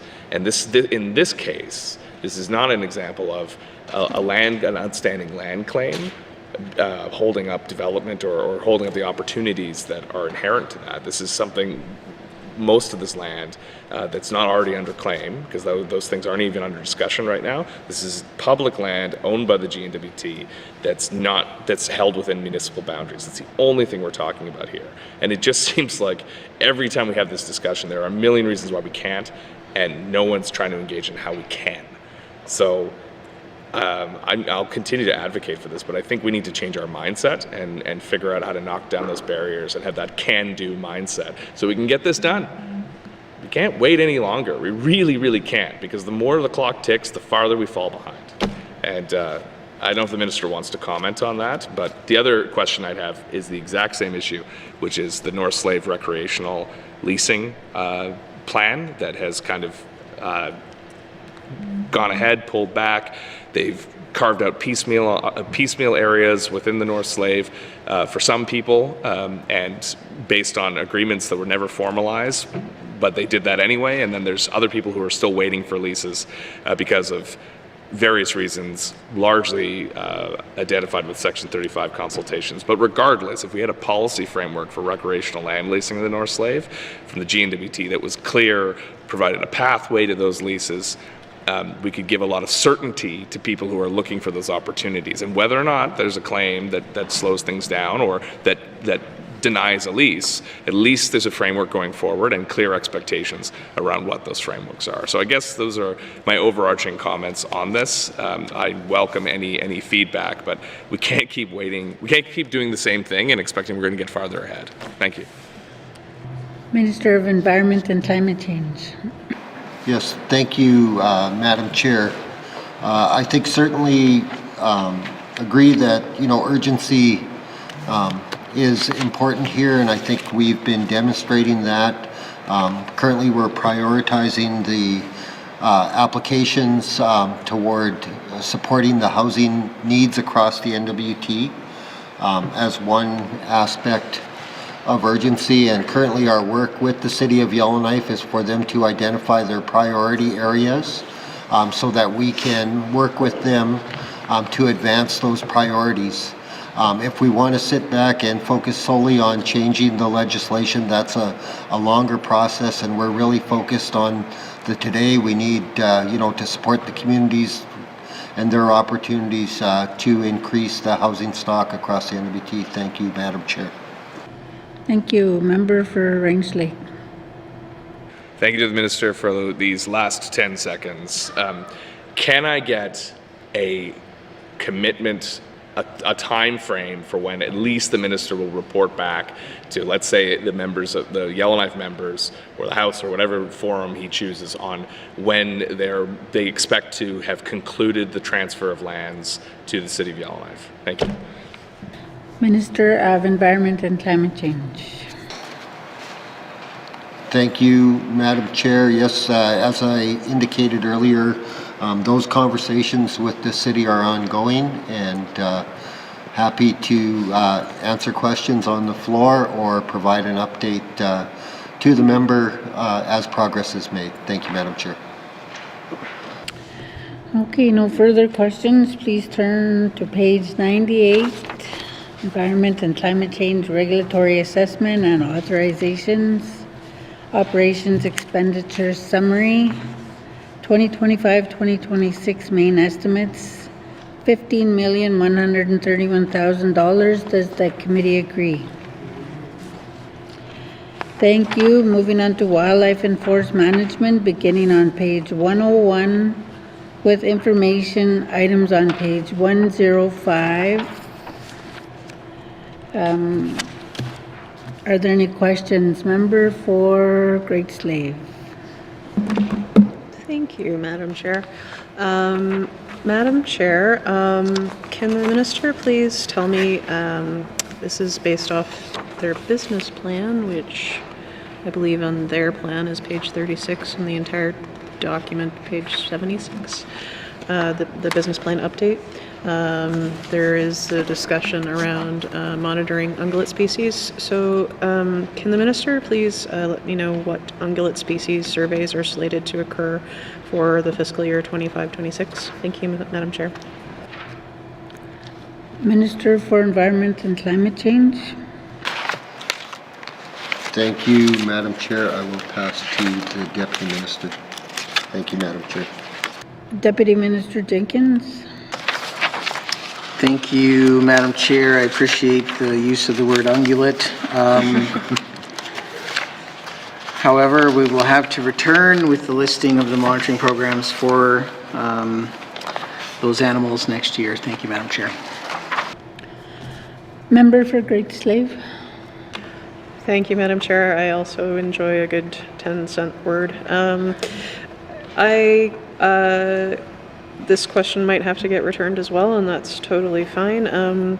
But can the Minister provide a committee with a list of the most recent surveys by caribou herd by year with estimated populations and ideally with a range map for each herd? Thank you, Madam Chair.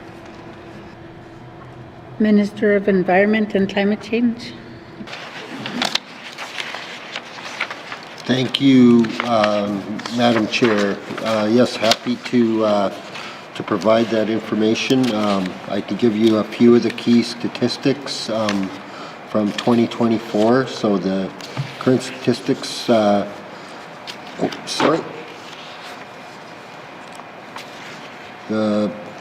Bathurst, last survey was in 2021 at 6,240 animals. Blue Nose East, 2023 at 39,525. Blue Nose West, 2021 at 18,440. Cape Bathurst in 2024 at 9702, and the Tuck Peninsula in 2024 at 2798. Certainly range plans, so we have the Requeasy. Work is going on to complete a final boreal caribou range plan in this area. The working group met in March of 2024 and had bilateral meetings with the Quechua government. The Southern NWT and the SAW2. So I think maybe to get the a more accurate, detailed response for the member, it's on the website, and we'll also happy to provide the data and the requested map. Thank you, Madam Chair. Member for Great Slave. Thank you, Madam Chair. And yeah, no, that's perfect. I didn't expect the minister to rattle off all that data right now, but thank you very much. It does paint a little bit of a picture of how often we're getting out and monitoring those herds. I'm just curious specifically because the dollar amount for range planning is fairly static since last year, but in the 2023-24 actuals they're much higher. Caribou monitoring slightly decreased, but not significantly so. So yeah, more information about what is planned for the coming year is most appreciated. Madam Chair, I'm interested also in specifically the disease monitoring. I want to thank the department for their efforts around wastewater monitoring and all of the good work that Taiga does on that that item. Obviously that's a different activity, but here in this activity the department speaks to in their business plan the number of wildlife health monitoring programs, investigations, and outbreak responses. And so my question, Madam Chair, is the department planning and monitoring for the return of migratory birds with the avian flu outbreak in the southern part of North America? Thank you, Madam Chair. Minister of Environment and Climate Change. Thank you, Madam Chair. Madam Chair, yes, that work does happen in the Northwest Territories. The avian flu ECC has, there were 6 cases to date in NWT, 3 in 2022, 1 in 2023, and 1 in 2024. And we also have a media campaign that was launched in 2022, I believe, which provided information to the general public that sort of coincided with some of the actual bird deaths over time. And there are multiple federal funding sources that support this work and other work in the sector. Thank you, Madam Chair. Thank you. Member for Great Slave. Thank you, Madam Chair. And can the minister tell me if he's working with Health and Social Services to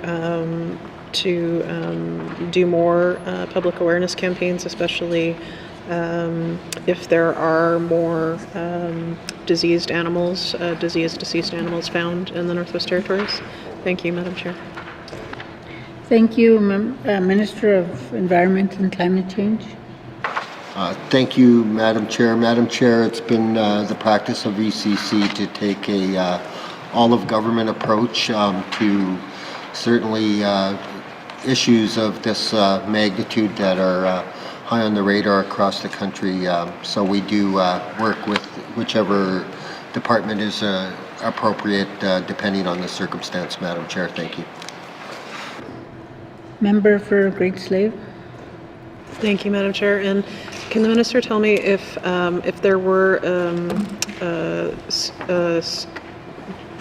concerns about diseased animals, aside from contacting obviously an ECC officer in your region to report dead birds?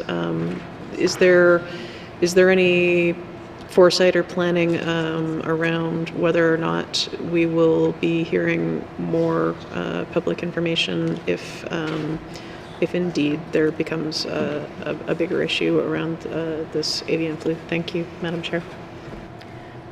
Minister of Environment and Climate Change. Yes, thank you, Madam Chair, and thank you to the member for raising this. I think it's a great opportunity to put some focus on this event as it's happening across pretty much a good chunk of North America. So certainly part of our approach to this has been putting out public service announcements, warning against touching dead birds that you find for any reason, and ensuring that we're contacting our local wildlife officers to report any of those instances. Thank you, Madam Chair. Member for Great Slave. Thank you, Madam Chair. I'll stop beating the dead bird.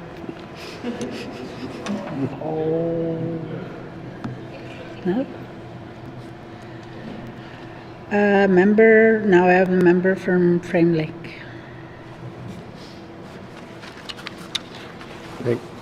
Thank you, Madam Chair.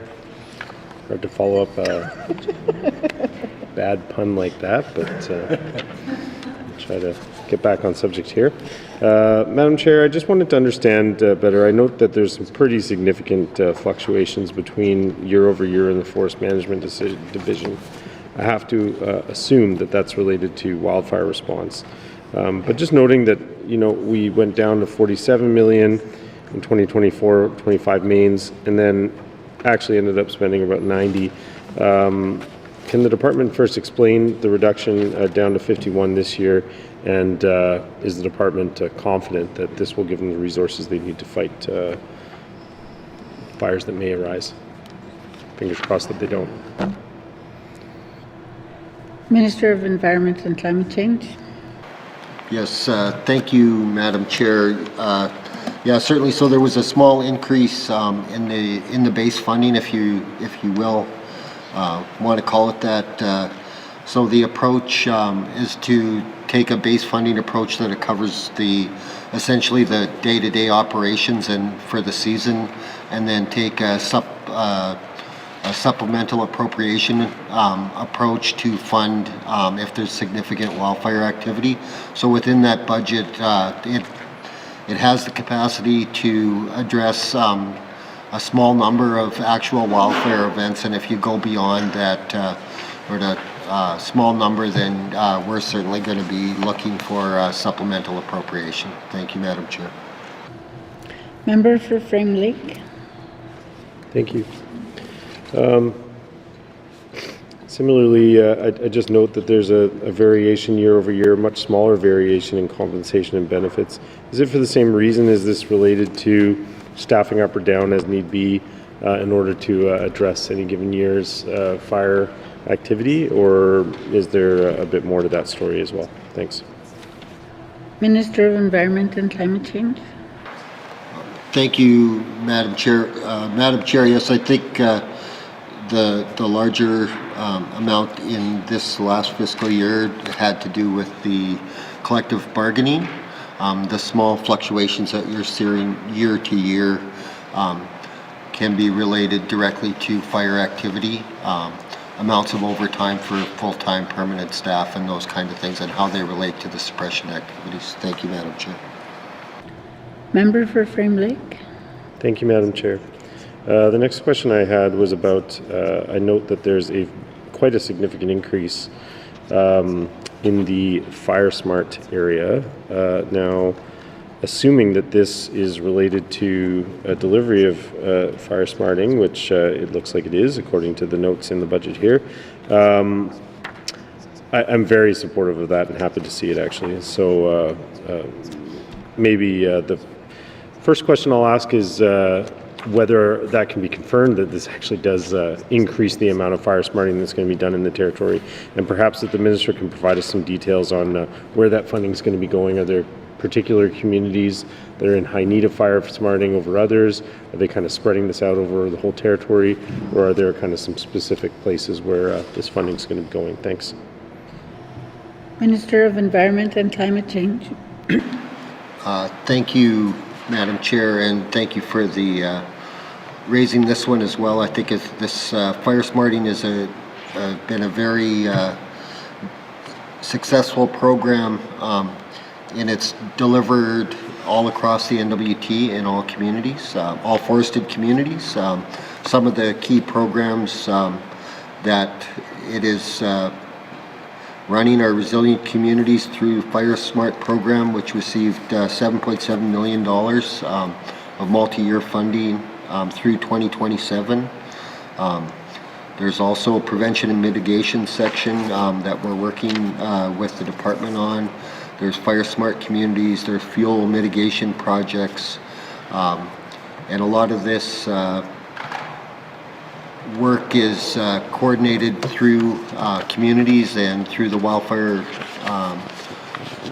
community wildfire protection plan. So it's a very multi-fingered approach, if you will, in how that the programs are delivered to the communities. Thank you, Madam Chair. Member for Frame Lake. Thank you, Madam Chair. And yeah, certainly I haven't poured through that plan in any kind of detail, so it's a bit hard to say, but maybe the minister can help me understand. Is the department doing any kind of tracking on sort of identifying high priority communities based on which ones might be most at risk or which ones fire smarting is kind of most needed, and prioritizing those communities, or are we just kind of spreading money around? Because I'm sure there's some communities whose fire smarting is ahead of others. Certainly we want to get to a place where all communities in the NWT are equally safe, equally protected. So do we have kind of a way of prioritizing these actions to ensure that the funding is going to the right communities that need it the most? Thanks. Minister for Environment and Climate Change. Thank you, Madam Chair, and thank you very, very much for the question. So there's a number of areas of work that is being done in this regard. We're currently, there's been a lot of hazard mapping work that has identified potential risk to communities. The Deputy Minister met with the NWTAC this morning and had a conversation around the fire smarting and the community benefiting from these programs. There's $20 million that was acquired from the federal government in 2022 to support communities, fire breaks, and working in that area. The department goes in annually in the winter time and meets with the forested communities and provides support on their community wildfire protection plans. And through that process, the communities would identify areas of risk and areas that they feel need to be supported to protect those communities, and that's totally supported by the department. ECC and our wildfire experts support that work. So there's a lot of really good work going on, and it's very collaborative in that we engage the communities and give them they really have ownership of the plan and the need for their communities, and we're there to help them on the funding side, to get support them to access the funding from the federal government, and to provide the knowledge required to ensure that the right decisions are made. Thank you, Madam Chair. Thank you. Member for Frame Lake. Thank you, Madam Chair. Those are all my questions for now. No further questions. Oh, member for Yellowknife North. Thank you, Madam Chair. So the ECC's Wildfire After Action Review identified a number of areas of improvement, and one of those was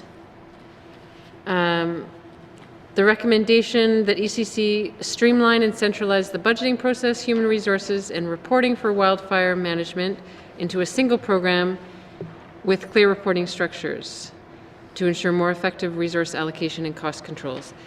Can the department or can the minister provide a status update on the GNWT's response to this recommendation and any budget that's being allocated or human resource changes that would contribute to fulfilling what's being recommended here? Thank you, Madam Chair. Thank you, Minister for Environment and Climate Change. Thank you, Madam Chair, and thank you for the question. So this work is in its very early stages. After the recommendations were received, the department did go back and look at this area, and as a result of those internal conversations, we've engaged MNP as a contractor to go away, take and provide us with some options on how to best move forward in this direction as was recommended in the after action review. Thank you, Madam Chair. Member for Yellowknife North. Okay, thanks to the Minister for that update. There's another recommendation around increasing ECC's internal capacity for staff who have competency with wildfire modeling. So I'm wondering whether there's anything in the budget here related to systems purchases or improvements to forecast and model wildlife behavior or training for staff for that matter. Can the Minister clarify whether that's on the agenda for this year? Thank you, Madam Chair. Minister for Environment and Climate Change. Thank you, Madam Chair. Madam Chair, yes, we have, there has been some, part of our normal annual operation certainly is training with our staff, and that's always an ongoing, evolving exercise. So when it comes to the expertise of the wildfire, I lost the word now. Behavior modeling folks, there's always that ongoing training. Unfortunately, right now, we don't have the additional funding required within this budget to advance other components of the recommendations, so we will be coming back with a supplemental appropriation request in the future to address those shortfalls within our budget. Thank you, Madam Chair. Member for Yellowknife North. Okay, thank you, Madam Chair, and thank you for letting us know. I do certainly think that, we need to urgently, follow those recommendations and do what is necessary to protect us from every upcoming wildfire season and not wait. So I do look forward to seeing those supplementary budget requests and hope that the department can work on this as soon as possible. Thank you, Madam Chair. Minister of Environment and Climate Change. Yes, thank you, Madam Chair. And Madam Chair, certainly implementing, the 25 recommendations is certainly top of mind for me as a minister, and the department has really taken a proactive approach in prioritizing the recommendations that can be accomplished rather rapidly. It's quite an undertaking overall, so I think they've done a good job of implementing everything that could be very quickly implemented, and have taken a very proactive approach to implementing the remaining recommendations. Thank you, Madam Chair. Okay, no further questions. Please turn to page 102. Environment and Climate Change Wildlife and Forest Management Operations Expenditure Summary 2026 main estimates, $67,491,000. Does the committee agree? Thank you. There are additional information items on page 106 to to 114. Are there any questions? Yellowknife, member for Yellowknife North. Thank you, Madam Chair. I had a question about the Environment Fund. So that's on page 106. So the accumulated surplus for this fund seems to consistently be quite large. So, from 9.5 million the year before last year 8.7 million, now we're back up to a $9.4 million surplus. Can the minister explain why we need such a large surplus, especially for a fund that, it's bringing in about $7 million each year, but why are we sitting on a $9.5 million surplus? Thank you, Madam Chair. Minister of Environment and Climate Change. Thank you, Madam Chair. Madam Chair, yes, we are expecting some increases in the expenses here, and there are some additional programs that are going to be rolled out, but I'll pass to Director St. Arnaud to give a little bit more detail. Thank you, Madam Chair. Director St. Arnaud. Thank you, Madam Chair. So yes, the expenses are projected to increase as more bottles get returned to the depot. We're actually rolling out 3 new programs, and the accumulated surplus is being used. If you look at the 24-25 main estimates and the projected 25-26, so we expect the surplus to go down into future years. Thank you, Madam Chair. Member for Yellowknife North. Thank you, Madam Chair. Can the minister or his staff give any more details as to what are these big programs that are about to roll out that we should be looking for? Thank you, Madam Chair. Minister for Environment and Climate Change. Thank you, Madam Chair. Deputy Minister Jenkins will provide some detail. Thank you. Deputy Minister Jenkins. Thank you, Madam Chair. So, looking at over the next 3 years, about $1.5 million up to 27-28 to implement the waste resource management strategy. So different actions under that, expansion of existing programs and the creation of several new waste reduction and diversion programs, piloting and expansion of the electronics recycling program, promoting existing programs, of course, looking at options to reduce and divert construction, renovation, and demolition waste, working with the Housing Corporation and Department of Infrastructure. We're also looking at making improvements to and investing in our depots and our processing centers. There's a number, we got lots of aging equipment there, balers, forklifts, computers, quality assurance, counting equipment, looking at increasing the funding to help counter rising operator costs due to inflation, and some new infrastructure and equipment to continue the expansion of our Drop and Go program. Looking at a number of outreach programs on our recycling programs as well. Thank you, Madam Chair. Member for Yellowknife North. Okay, thank you to the minister and staff for that description. That is actually really useful to know, and we can follow up to get more detail about those new waste reduction and recovery programs, which I think are exciting. Thank you. Okay. No further questions. Thank you, members. Please turn now to the department summary found on page 75. With information items on page 76 to 82. Are there any questions?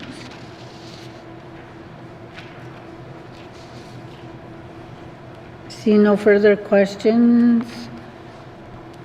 Committee, I will now call the departmental summary of environment and climate change operations expenditure total department 2025-2026 main estimates $133,814,000. Does the committee agree? Thank you, Minister, and thank you to witnesses for appearing before us. Sergeant at Arms, please escort the witnesses from the chamber.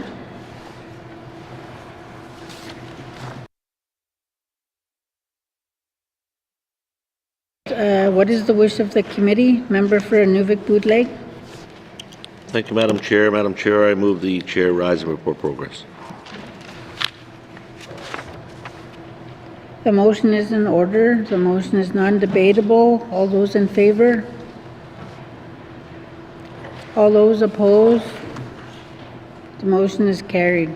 I will now rise and report progress.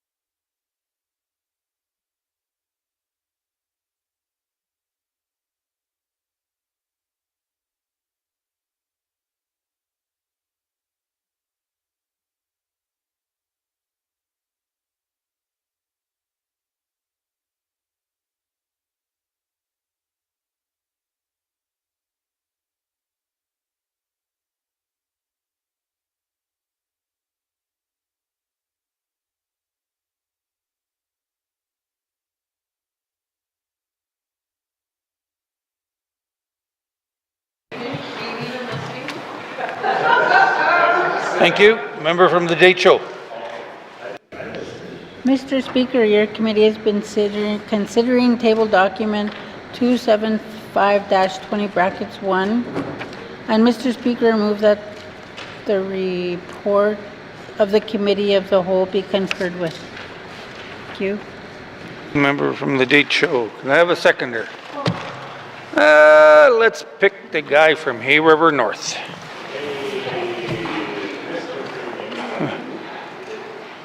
All those in favor?